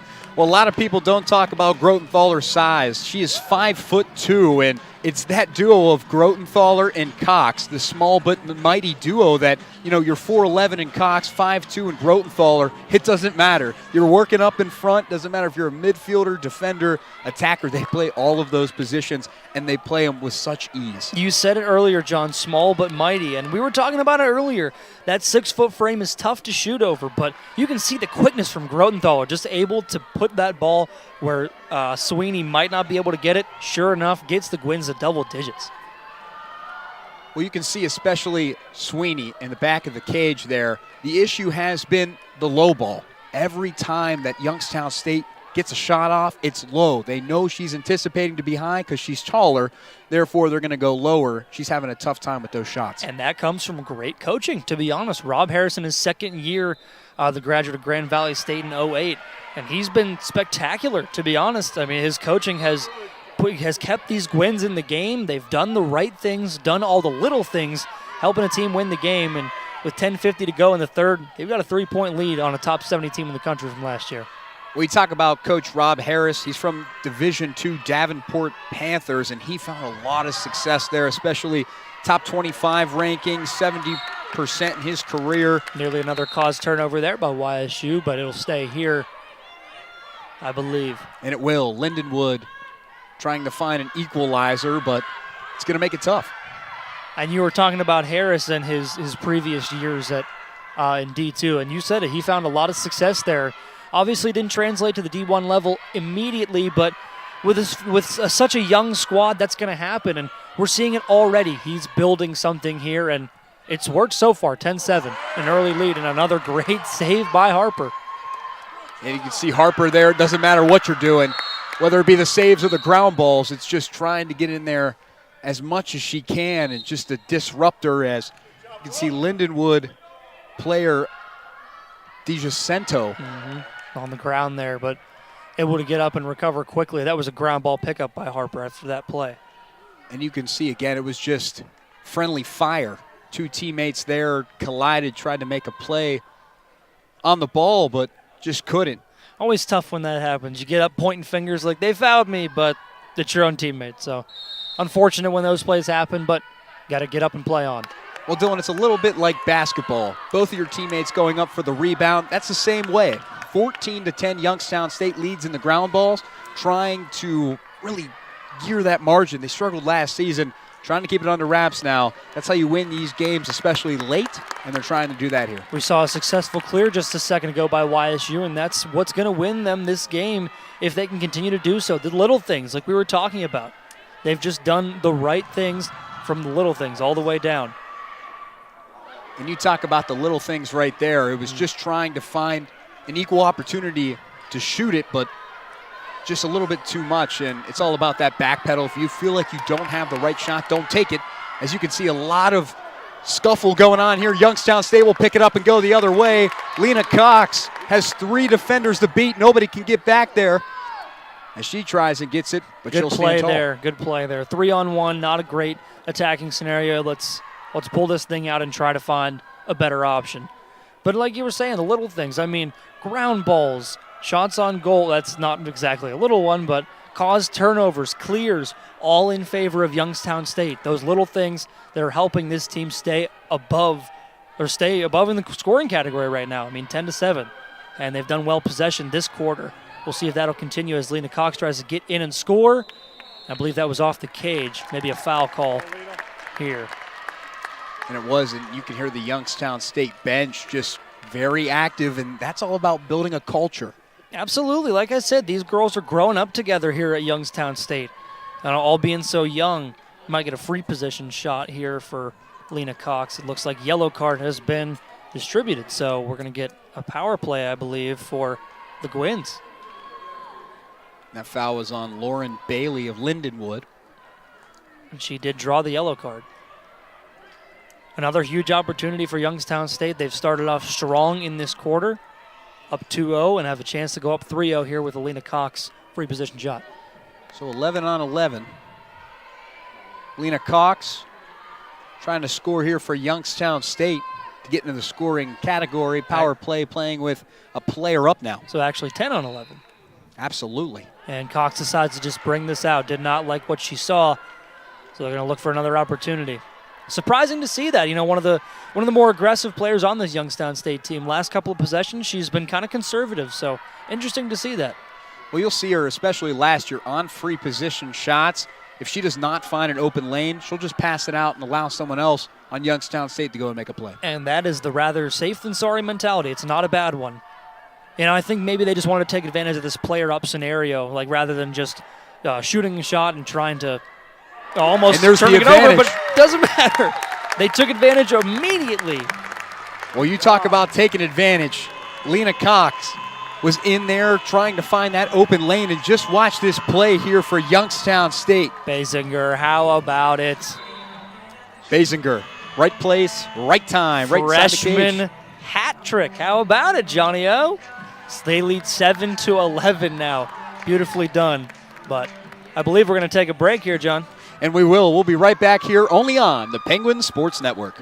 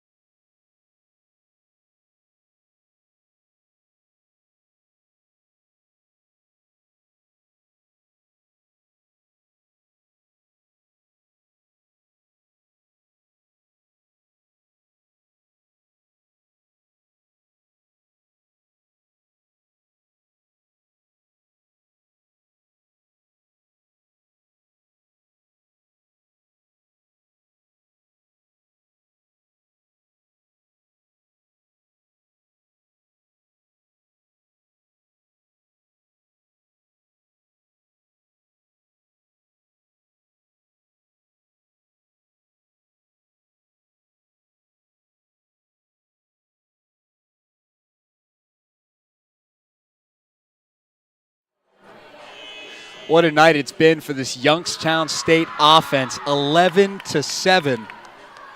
How about it? How about 11 goals and 11 underclassmen goals? Basinger gets her second of the day, so there's still two hat tricks on the Youngstown State side, but one more goal for Basinger, and that would be 3 hat tricks on the Penguin side. Quick start to this period, 3-0 start after that media timeout. So halfway through the third quarter, and Youngstown State gets a nice advantage, gets that lead back up to 4. Largest of the game, ties the largest of the game for Youngstown State. They're in a huge position right now, a chance to break away for good from Lindenwood. And Lindenwood in a huge spot right now. They've got a draw chance here. They need points. They need to get something on the board to establish that confidence. How about a clean sheet as well? Not really a lot of penalties here in this contest, but really the difference maker has been the free position opportunities. Both teams have 5 apiece, and both teams, the opportunities they've been given, they've been running with them. Absolutely. They're taking advantage of those opportunities, and that is huge. You cannot let those opportunities pass by, and they're not. 5 each. And 10 altogether, and it feels like they've been coming very quickly. But again, 11-7 is where it stands. 7 minutes to play now in this contest in the third quarter. Lindenwood now trying to get the pass game going. Rulapa was there. She gets it out to the far side, tries to cut inside. Can't find it, pass that one off. And that one just got away from and they looked inside there to Walsh. She had an opening there, but great defense by YSU, able to kind of make that pass discombobulated. And Dylan, just listen how active this YSU bench is. I can hear it all the way up here. Yeah, absolutely, John. These girls have just been very passionate all game, and they have a reason to be. 0-16 last year, and they've got a lead on Lindenwood right now. They've deserved it. They've played well. Now they've just got to finish it off. Looks like a yellow card has been issued as well, as Lindenwood Julia Bella looks like hits the ground. It's a little bit too much there. So this is the opportunity for Lindenwood to get some points on the board, as we'll see it one more time. And let's see initially who that was. Just again, just a tough contest and a little bit too much. So nonetheless, free position opportunity that we talked about was on Jenna Cook for Youngstown State. Now Lindenwood looks to cut this deficit. Still play. We'll see if, I believe Bright is the one that's going to have the ball here. Tatum Bryant now locked in, looking for it. And I believe that is a save. And it was Braylon Bright. And it was. Had the opportunity, but I believe Harper was in there for the save. So still a player up for Lindenwood. It was wide left, it looks like. Aislinn Sweeney has 7 saves compared to Brooke Harper's 6 here in this contest. And another opportunity wide of the cage. Lindenwood, a lot of shots here. That one was by Reese Krieger. And they look just out of sorts, John. Some of these plays are just kind of, out of control. And so I think Lindenwood just might need to buckle down, calm down, and I believe that's what this timeout's about, to get these girls to breathe a little bit. You're still in this game, only a 4-point deficit, and plenty of time left. And we watched them go on a run last quarter. They had a 5-2 run, and they're going to look to do that again. But as of right now, it's all about taking it one step at a time. You have the player up right now for the next minute. Let's take advantage of that, get some points on the board. We talk about first day jitters. First match for both of these teams, you talk about the scrimmages, but that's really different compared to the atmosphere of game day. The first game of the season, home opener for Youngstown State. Emotions are running high for both of these teams, looking to really start off on the right foot. But for Youngstown State, they have shut out Lindenwood in the third quarter here, and they've just done a phenomenal job of controlling the statistical margins, especially the ground balls that we've seen. The free position shots Youngstown State has given up, they've had to rely on Brooke Harper. She's shown up in a big way. If you give up those opportunities, allow your goalie to go to work. Why not? Absolutely. And I think for Youngstown State, a lot of it comes from, you talk about those first-day jitters. Lindenwood's got some pressure now. I mean, they were a top 70 team in the country last year, team out of St. Charles, Missouri, and Youngstown State was statistically one of the worst in the country. What do they have to lose here? Go out, play, have fun, play your game that you've practiced all offseason, and they're doing exactly that. They're up 11-7 on a solid squad right now, doing exactly that. All the pressure's on Lindenwood, and I'm sure that's exactly what Coach Harris is telling them right now. You guys are playing great. There's no reason to feel any pressure right now. You have an 11-7 lead right now. Lindenwood, all the pressure is on Lindenwood right now, and that's huge for Youngstown State. Lindenwood can do a huge job in taking that pressure off the shoulders with a score here. So we'll see what happens in this next power play. Dylan, you said it absolutely right, and a lot of people talk about the scariest teams to face are those that feel they have nothing to lose. Because again, Youngstown State, although they haven't won a game in almost 2 years, they have the pieces in place. They have an offense that knows how to go out there and score. And Lindenwood, they have a very good offense as well, but it's just trying to find those marginable reasons. And there's one right there as Lindenwood finally finds an answer and avoids that third quarter shutout. Now 3-1 Youngstown. Let's just watch that opportunity just on the far side. Needed it, John. Absolutely. This is a huge goal with the power play. Of course, the power play ends now, but a beautiful goal there by Solander, and she's got 4 on the day. Well, Solander, she was a great pickup. We talk about her transferring from Butler. When you are the program leader in points and you come to Lindenwood, you know that there is going to be a huge transition. A lot of pressure on her shoulders, and obviously taking it well with 4 goals in her opening match, unassisted there. Didn't need any help to get to the back of the cage. And that's a huge bump for Lindenwood, but now Youngstown State's at full strength, and we'll see if they can answer or if Lindenwood can continue a run. Youngstown State did a great job of establishing a lead in that third quarter, getting up to 11-7, getting the lead to 4, tied the largest of the game. So they were able to build a bit of a cushion. So that goal doesn't exactly put YSU in a huge pressure scenario, but you definitely want to try to capitalize right now on a team that's been pretty hot. Yeah, you can definitely see that this team is starting to find momentum. Lindenwood, they went dormant in the third, but we still have the fourth here still left to play. And here's Lena Cox now for Youngstown State. Tries, jukes out the defender, does a great job, finds someone inside. That was a nice pass in, no foul called, just some incidental contact, it looks like. That was a nice look by Cox inside, but that didn't translate to anything. Grotenthaler now lost it. Great cause turnover there by Lindenwood, who's going to go the other way. And that was a huge opportunity for YSU, but couldn't quite get there. Grotenthaler could not capitalize, and now Lindenwood with a huge chance to capitalize. Julia Bella out in front for the Lions. How about the turnovers? 13-10. And we nearly had another one right there for Lindenwood. So, yeah, a lot of turnovers in this game, but we probably expected that, coming in with, like you said, first-day jitters. Happens to both sides. I'm very impressed with the younger girls of Youngstown State. The underclassmen have, done a pretty decent job of taking care of the ball for being so young. And another turnover caused right there. Beautifully done by Bustamante, excuse me. And she's got that energy boost, as you can see. She got that one to Cox, and Bustamante just finding the right lane. And even though you're a freshman, trying to find those opportunities just on the far side. And it's just really she's a sophomore, trying to just find those easy lanes. It's been there. And there was 3 YSU defenders there trying to stop that goal, so nicely done. Well, 2 defenders and obviously a goalkeeper, but nicely done there to keep them out. 3:23 and counting in the third quarter. Huge opportunity for Lindenwood to cut this deficit down, and huge confidence boost for YSU if they can keep it up. Great defense again by the Gwins. That one goes out of play, and it's going to go the other way. That was off the Lions, so YSU will control here with 3 minutes to go.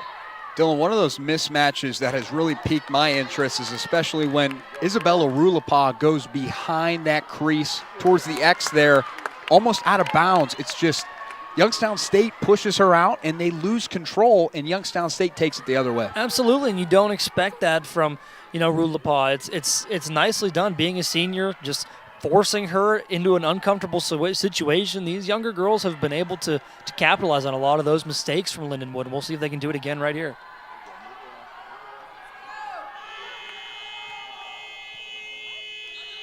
As you can see, a stoppage now. Probably some substitutions or maybe a timeout. And I think you're absolutely right. Both teams will take a timeout, but we won't here on the Penguin Sports Network. But, Dylan, we have to really talk about both of these teams. Just a phenomenal job that they have done. Lindenwood trying to fight back against adversity. They were down in the third quarter, especially 3-1, and they were down for a marginable time in this match. Yeah, absolutely. And like we said, those little stats have been helping YSU greatly. You look at the clears, 16 of 19 for YSU, 16 clears to get it away from a solid scoring offense. They've done just that. Only 3 failures today, 16 of 19. Draw controls is in the favor of Lindenwood, but Youngstown State's kept it close with 9. 15 turnovers for Lindenwood. And how many of those are caused by Youngstown State? 11. 11 turnovers caused for Youngstown State, so solid there as well.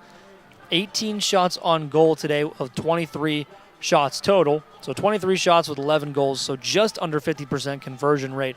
Pretty solid to start off the season, if you ask me, John. Yeah, Dylan, you're absolutely right. In 3 categories that Youngstown State really struggled in is turnovers, being able to force those. They had a tough defense last year, as well as trying to put a lot of pressure on those offensive attackers. They have really mastered that skill. They have those categories they struggled in. They're excelling in them here on that report card. Absolutely. You're allowing under 10 points so far, and nearly at the end of the third quarter from a Lindenwood squad. I mean, they have almost nearly been shut out in this third quarter. The defense has been playing spectacular today, and they needed them to. I mean, with the defense, offense will come with great defense, and we've seen great defense today, and Youngstown State has a lead, I think, because of it. So we'll see if that defense can continue. It has done great so far, especially in this third quarter, 11-8. As we're going to resume play in about 15 seconds here. But Youngstown State has done great so far in this game. They've controlled overall, obviously up on the scoreboard. We'll see if that can continue. But Lindenwood is a feisty team. You know that, John. We've talked about it. We'll see if the Lions can fight back. Well, you saw last time out, especially for the Penguins, when they faced Lindenwood in St. Charles, Missouri, 17-10. This is a very different game, especially from last time around. And even in that one, there was times where Youngstown State showed flashes of offense. Lindenwood struggled a little bit in the first half. They came back in the second to be able to win that contest by 7. But you're going to see it here, especially with a little bit left here in the third, a lot to go in the fourth. Coach Cribben, who we're going to talk about him a little bit more here, who has just a long grocery list of accolades, and it has just been a great season and a great career for him as well. And, yeah, I mean, Cribben has just been spectacular. He is, I could not talk enough about what he's done with this program. So, I mean, to see them even go 13-5 last year in the ASUN and nearly go win the championship and, take it to the large bracket in the NCAA, just huge feats for Cribben, and I'm sure he's going to continue to build success here for the Lions. Well, one of those players you want to talk about success, as Lindenwood here is just trying to find any defensive answer, but when you look at Solander for Lindenwood, she has, last time around when she was with Butler, she played here inside the Watts. She scored 5 goals against Youngstown State. Here she has 4.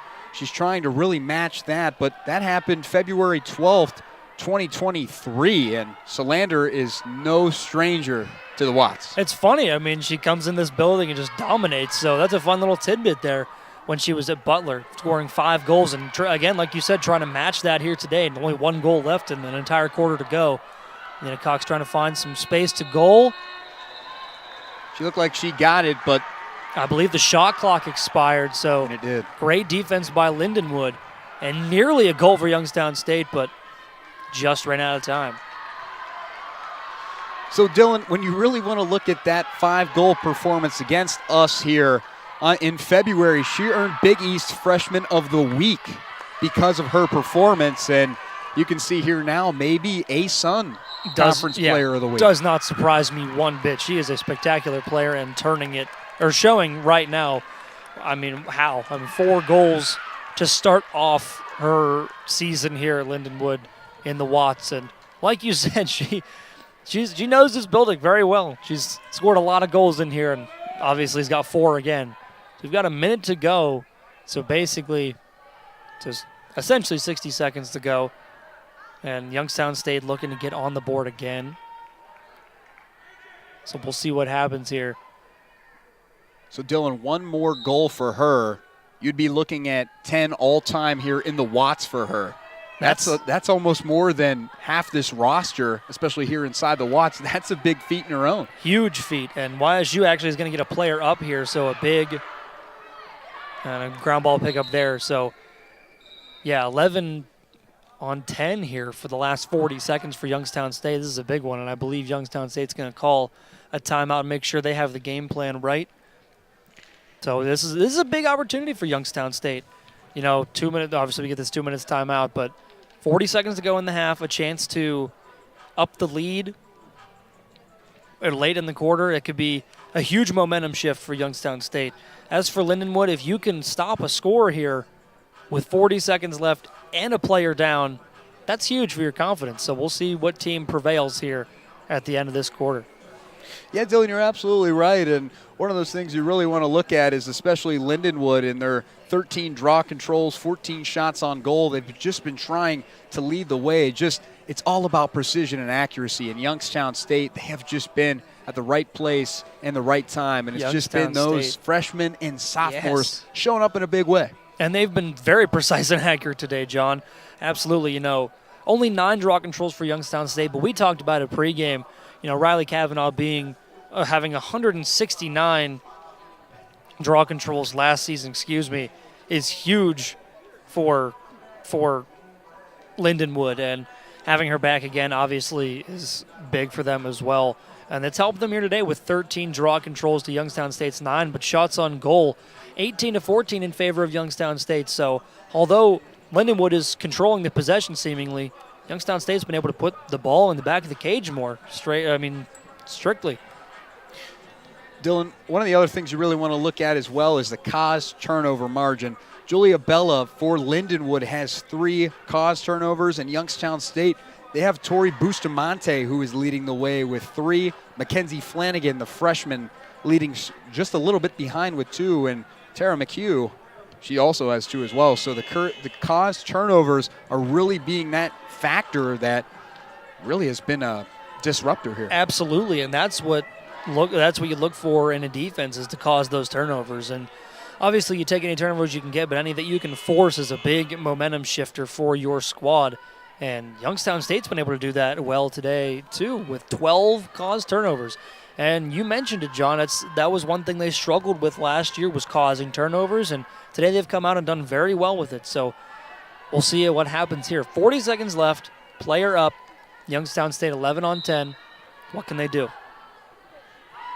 And that's really what you want to look for Youngstown State. Some of the players you would really like to get a little bit more involved is Allie Garrett, as well as Kreutzer, who last year they were just phenomenal. Top 3 in goal scoring, assists, you name it. They just had a phenomenal job. And been a little dormant here, but Lena Cox has been leading the way, as well as Grotenthaler, who's found her rhythm, and Brooke Peck as well.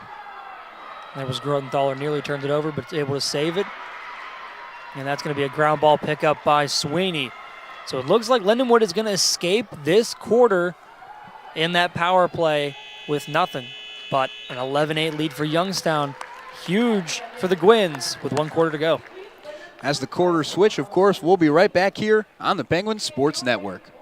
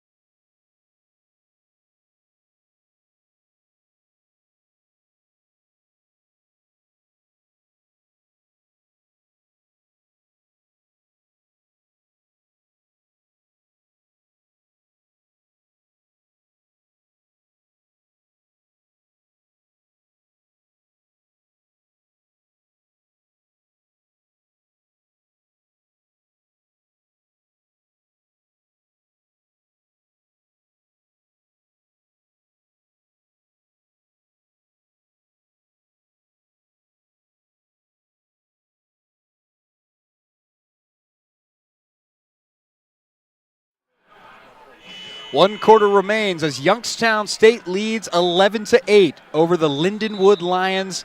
And again, we talk about some of the statistical categories. When you look at the goals, assists, shots, the shots on goal margin for Youngstown State, 19 compared to 14 for Lindenwood. Again, 1 more quarter here for Youngstown State, looking to pull off their first win in nearly 2 years. And Lindenwood, they're looking here to try and tie this one up with a little bit to go. And one of the key factors you're going to look for is the turnovers. They've had a lot in just that, really first half, first quarter, second quarter, and third. And it's all about trying to eliminate that margin as Youngstown State will play with a player up here as the opening draw control here for the fourth quarter will ensue. And we talk a little bit about Riley Kavanaugh in this matchup between Youngstown State, just being that leader, that facilitator when trying to win draws. As you can see, the head-to-head matchup here.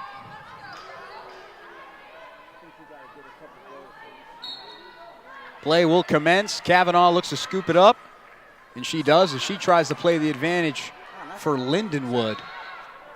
And she'll be able to play that one quite nicely. Goes up the other way, but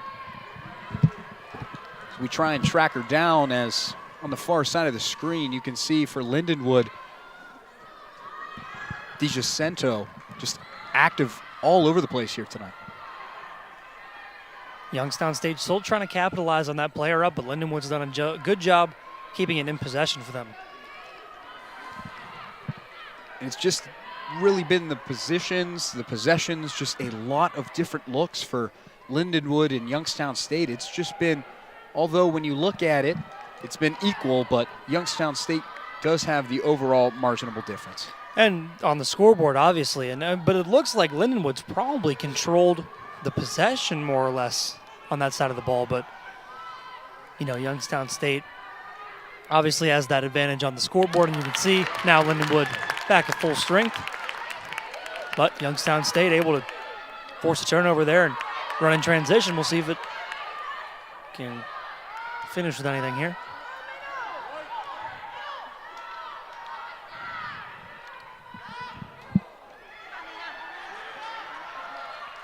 It's a lot of back and forth here now. We had a cause turnover which started by Lucy Solander and as well as Mia Uris for Youngstown State. And we can't stop saying Solander's name, John. I mean, she's just been all over the field today. And the clear attempt good there by Lindenwood.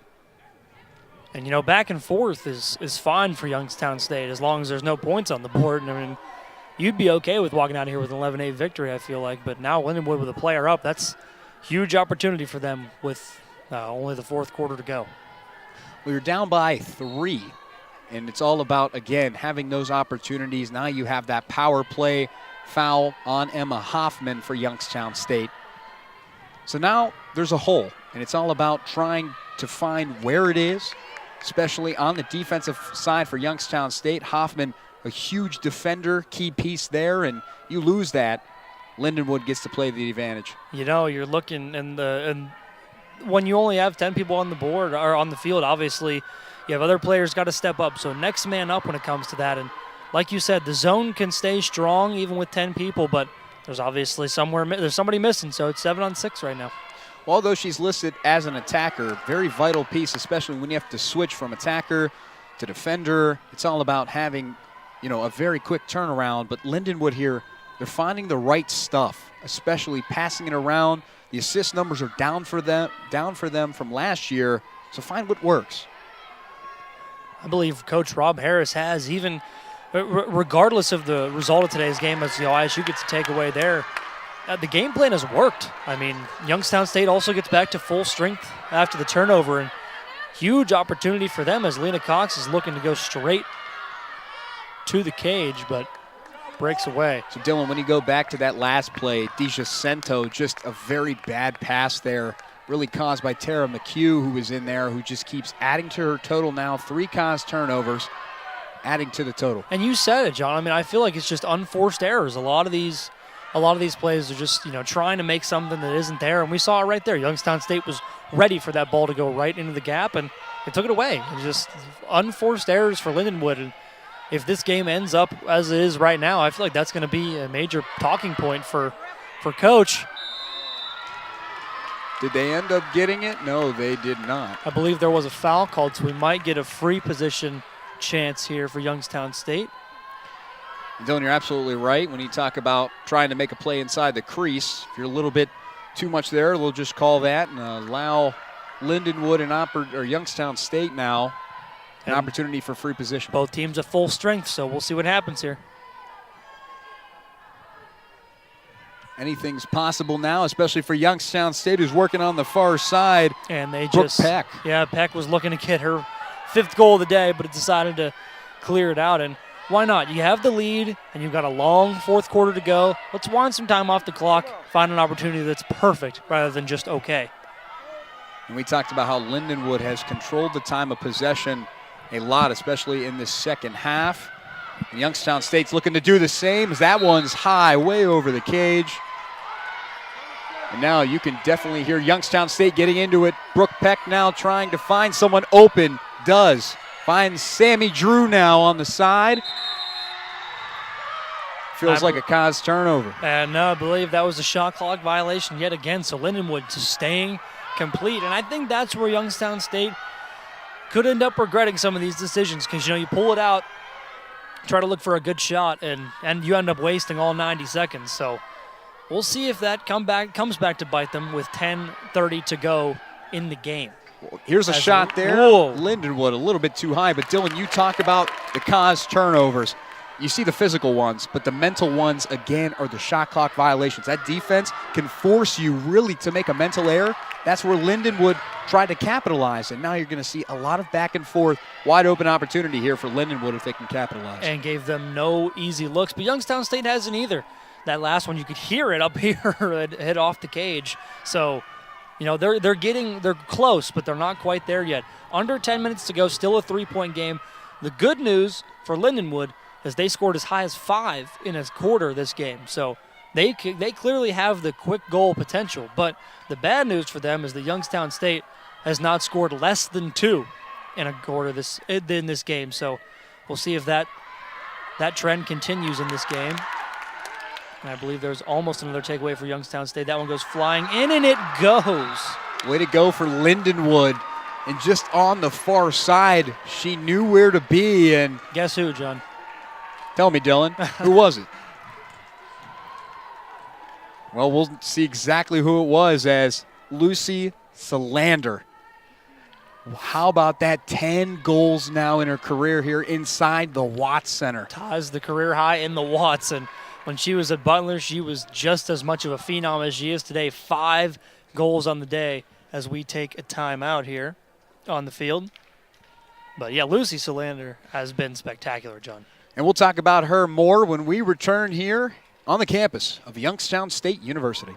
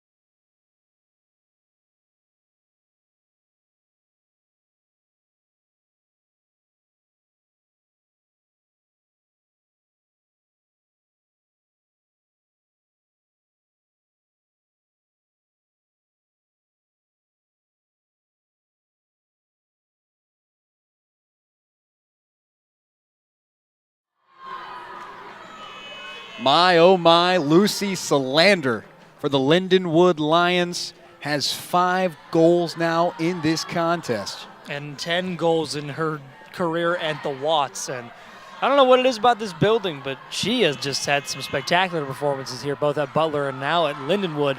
Youngstown State just really has and doesn't really have an answer for it. She has over half of her team's goals right now. And, you've got to think if you're Rob Harris, Coach Rob Harris, maybe just double team, little zone and a man up on her, I would say. She has just been a problem in this game, and she's going to continue to be so, I think. Dylan, I'm someone who loves statistical storylines, and one of those ones, when you look at Solander's career, especially her freshman career, she scored a career-high 5 goals against Youngstown State. In her sophomore year, she scored a career-high goals against another MAC opponent in Detroit Mercy. And now she has yet another career high against Youngstown State. So she could potentially break that here today with one more, and we could witness history for her. What is it about the MAC, John? She just loves to go off against the MAC. And we've seen a spectacular game so far. It's been back and forth. The 4-point gap was as big as it got, and Lindenwood never let this game get out of hand, and now they're in a perfect opportunity to come right back into this game.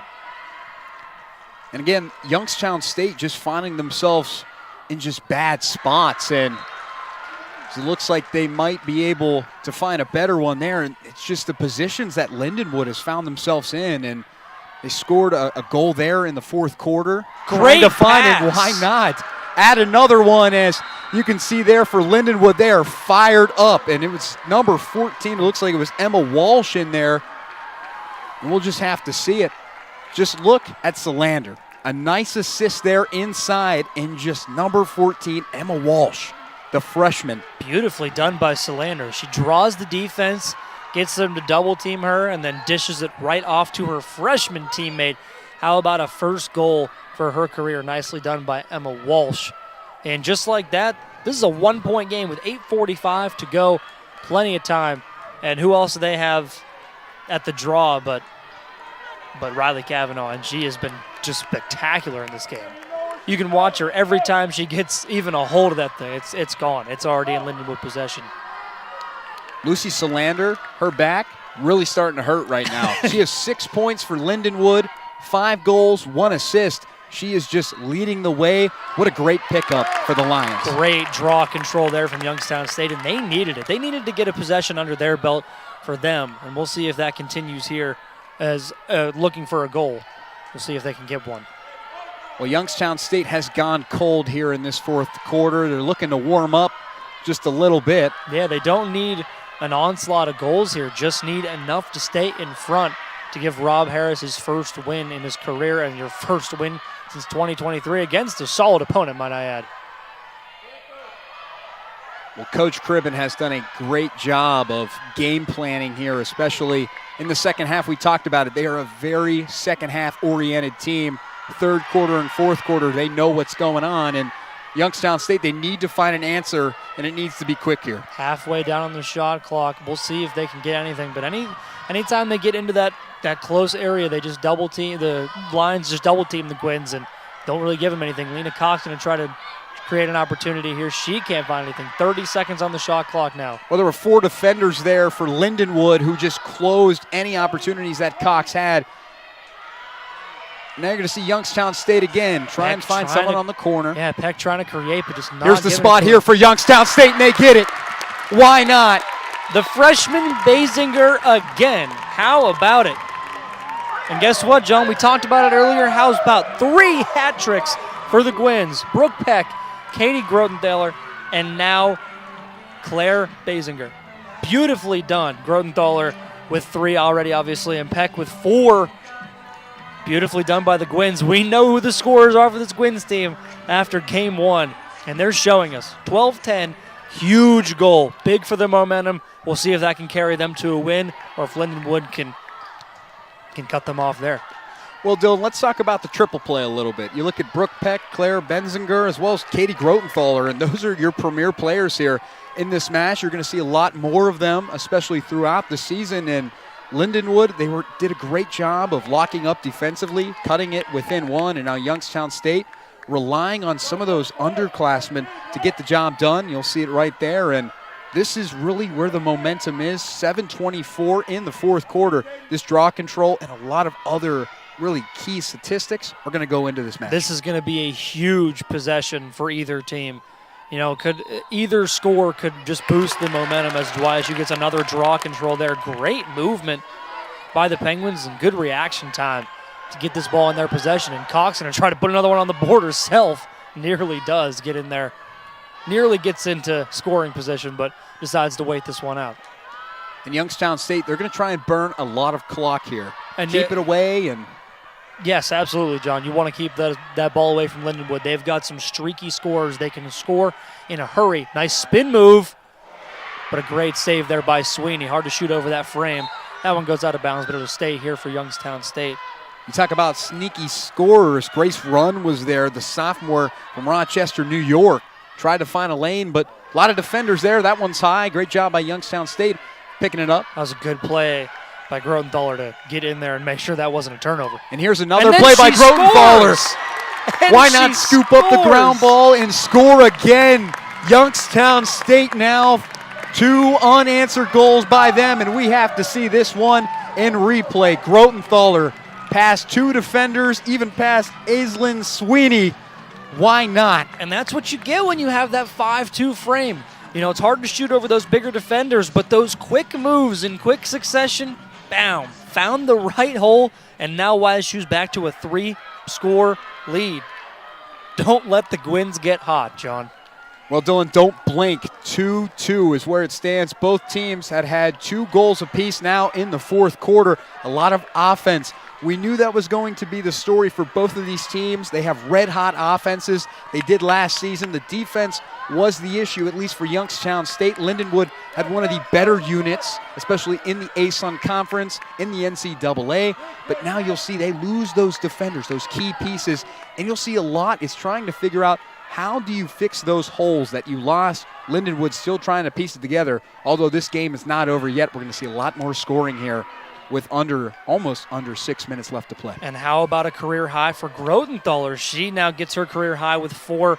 Her previous career high was 3 against Kent State last year, and now coming out in the first game of the season, John, putting 4 on the board, getting that career high. 3 wins with 4 goals. Beautifully done by the Penguins. They knew who their scorers are. They got the ball to their scorers and capitalized on it. Well, Dylan, you're absolutely right, especially when you look at some of those premier players, and it's really been that triple threat, and you're going to see it a lot more. And I have a strong feeling every time we're in this building, we're going to be saying those 3 names a lot as YSU's defense continues to be stout with 5:42 to go. Peck, Basinger, and Grotenthaler. Those 3 names, mark them down. We're going to need to be saying them a lot. You're absolutely right. And, on my report card here today, just those players, especially Lucy Solander, who, had a turnover there, but that's okay. She has done a lot for Lindenwood, and she's looking for a couple other players maybe to step up. And, it's really a team effort, and she has half of this team's total goals. She's looking for someone else to kind of take that weight off of her shoulders and run with it. Absolutely. You have 5 goals, and, you have half of your team's goals, and you assisted on one of them. I mean, you're literally just trying to do all of it yourself, is why she might have another opportunity here. I believe that's a foul as the Youngstown State bench erupts again, and they should. This is a huge game for Youngstown State. Came in as big underdogs to Lindenwood, one of the worser teams in the country, and now a chance to go up by 4 goals with 5 minutes to go here.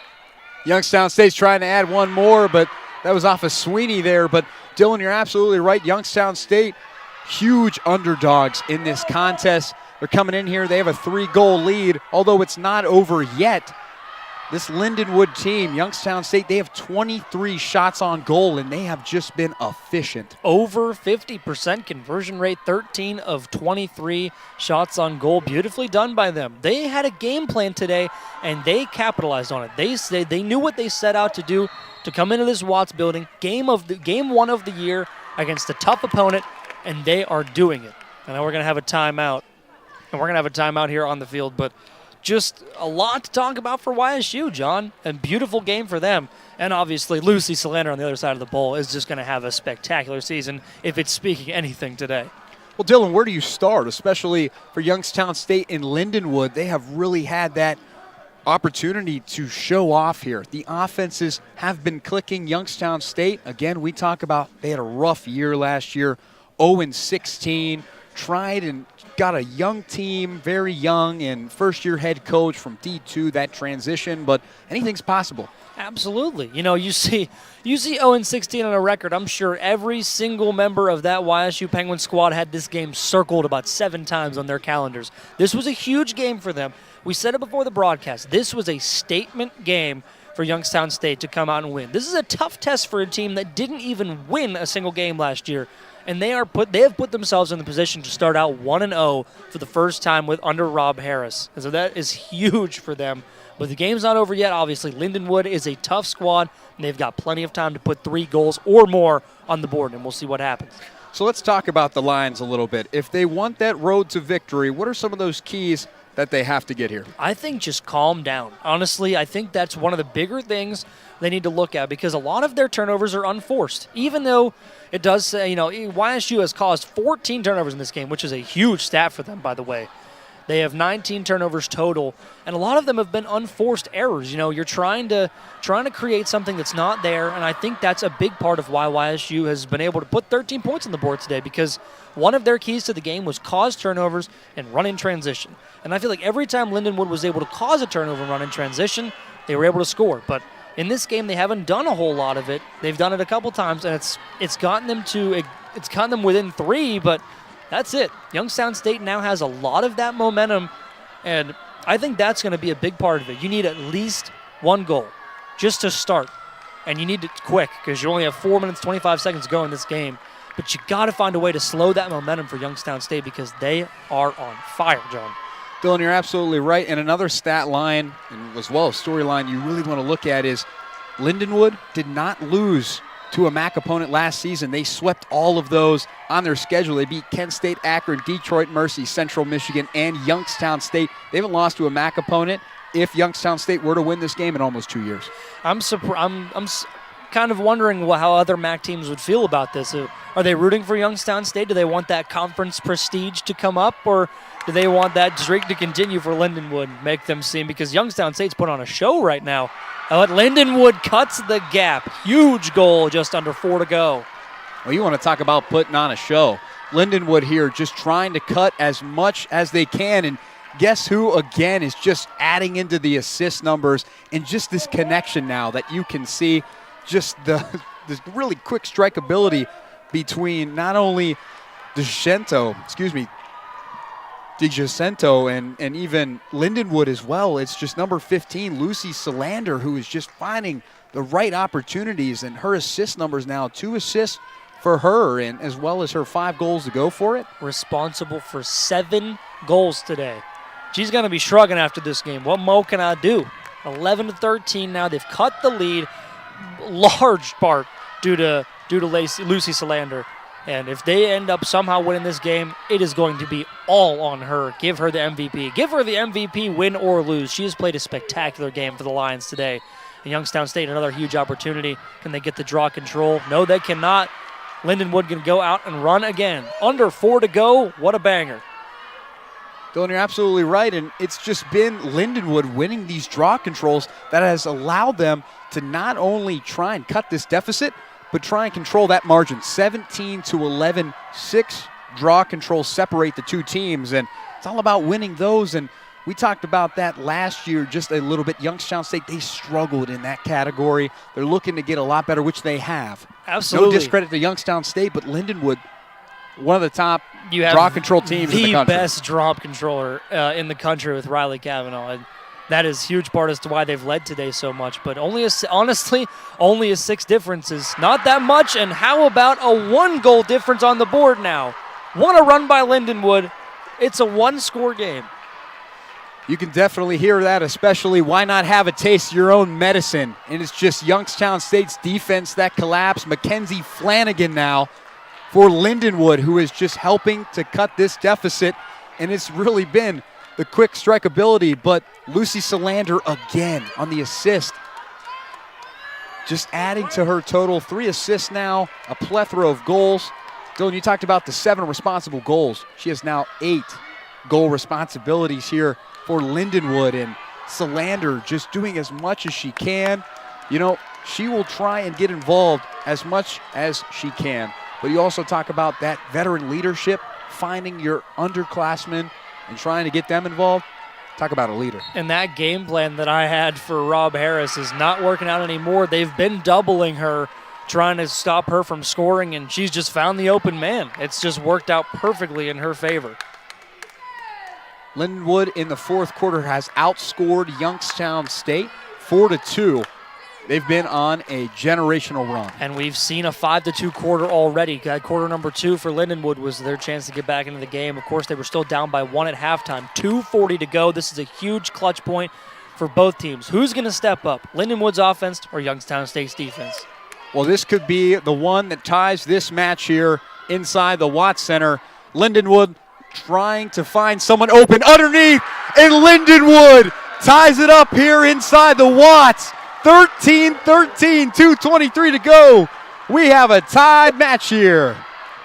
We have to watch that one again, just underneath. Just guess who? Yeah, I am at a loss for words at Lucy Solander's game today. 6 goals here inside the Watts, 11 total goals. What a game for Lucy Solander, putting the team on her back. Literally 6 goals today.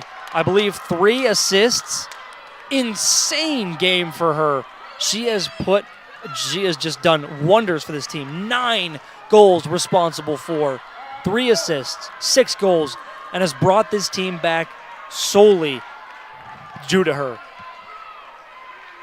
Dylan, where do we even begin about Lucy Solander? Not only is this a career high for her in points, this is a career high for her in goals, and we might need to go down there and grab the Gatorade bottles a little bit to douse her out because she is on fire.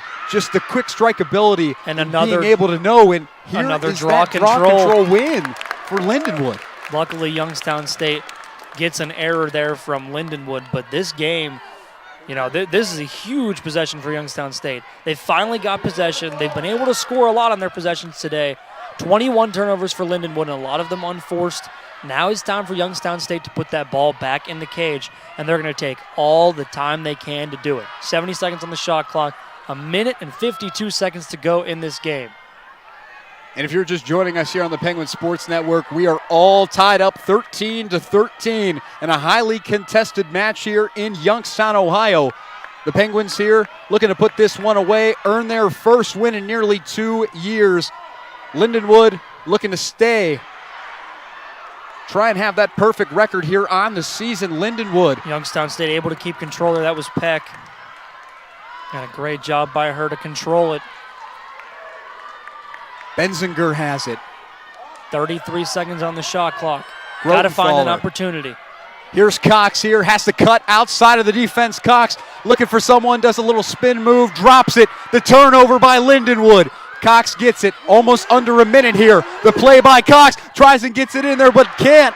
And the save by Ainsley Sweeney. What a save by Sweeney. 6-foot frame came in handy there. And now Lindenwood with 51 seconds, a chance to win the ball game here outright. And here it is. Who will Lindenwood rely on? I have a strong feeling it's going to be 15. Well, for Youngstown State, they have to find her. They have to double her as well. They can't allow her to get in position. She knows where to go. She will score inside Youngstown's attacking zone. They have to find it. 30 seconds left in this contest. Lindenwood has a chance to win here. 20 seconds to go. Shot clock is essentially off. And there it is here, do or die for Lindenwood on the far side. That one's high and saved by Brooke Harper of Youngstown State. And I believe they're just going to take this thing to overtime, John. 5 seconds remaining. And we are. And here inside the Watts, we're going into overtime. And we have ourselves a highly contested match. And if you're into offensive style lacrosse, you're into the right place. Wow, what a game here. But of course, as we end regulation, we'll be right back. We're all tied up 13-13 on the Penguin Sports Network.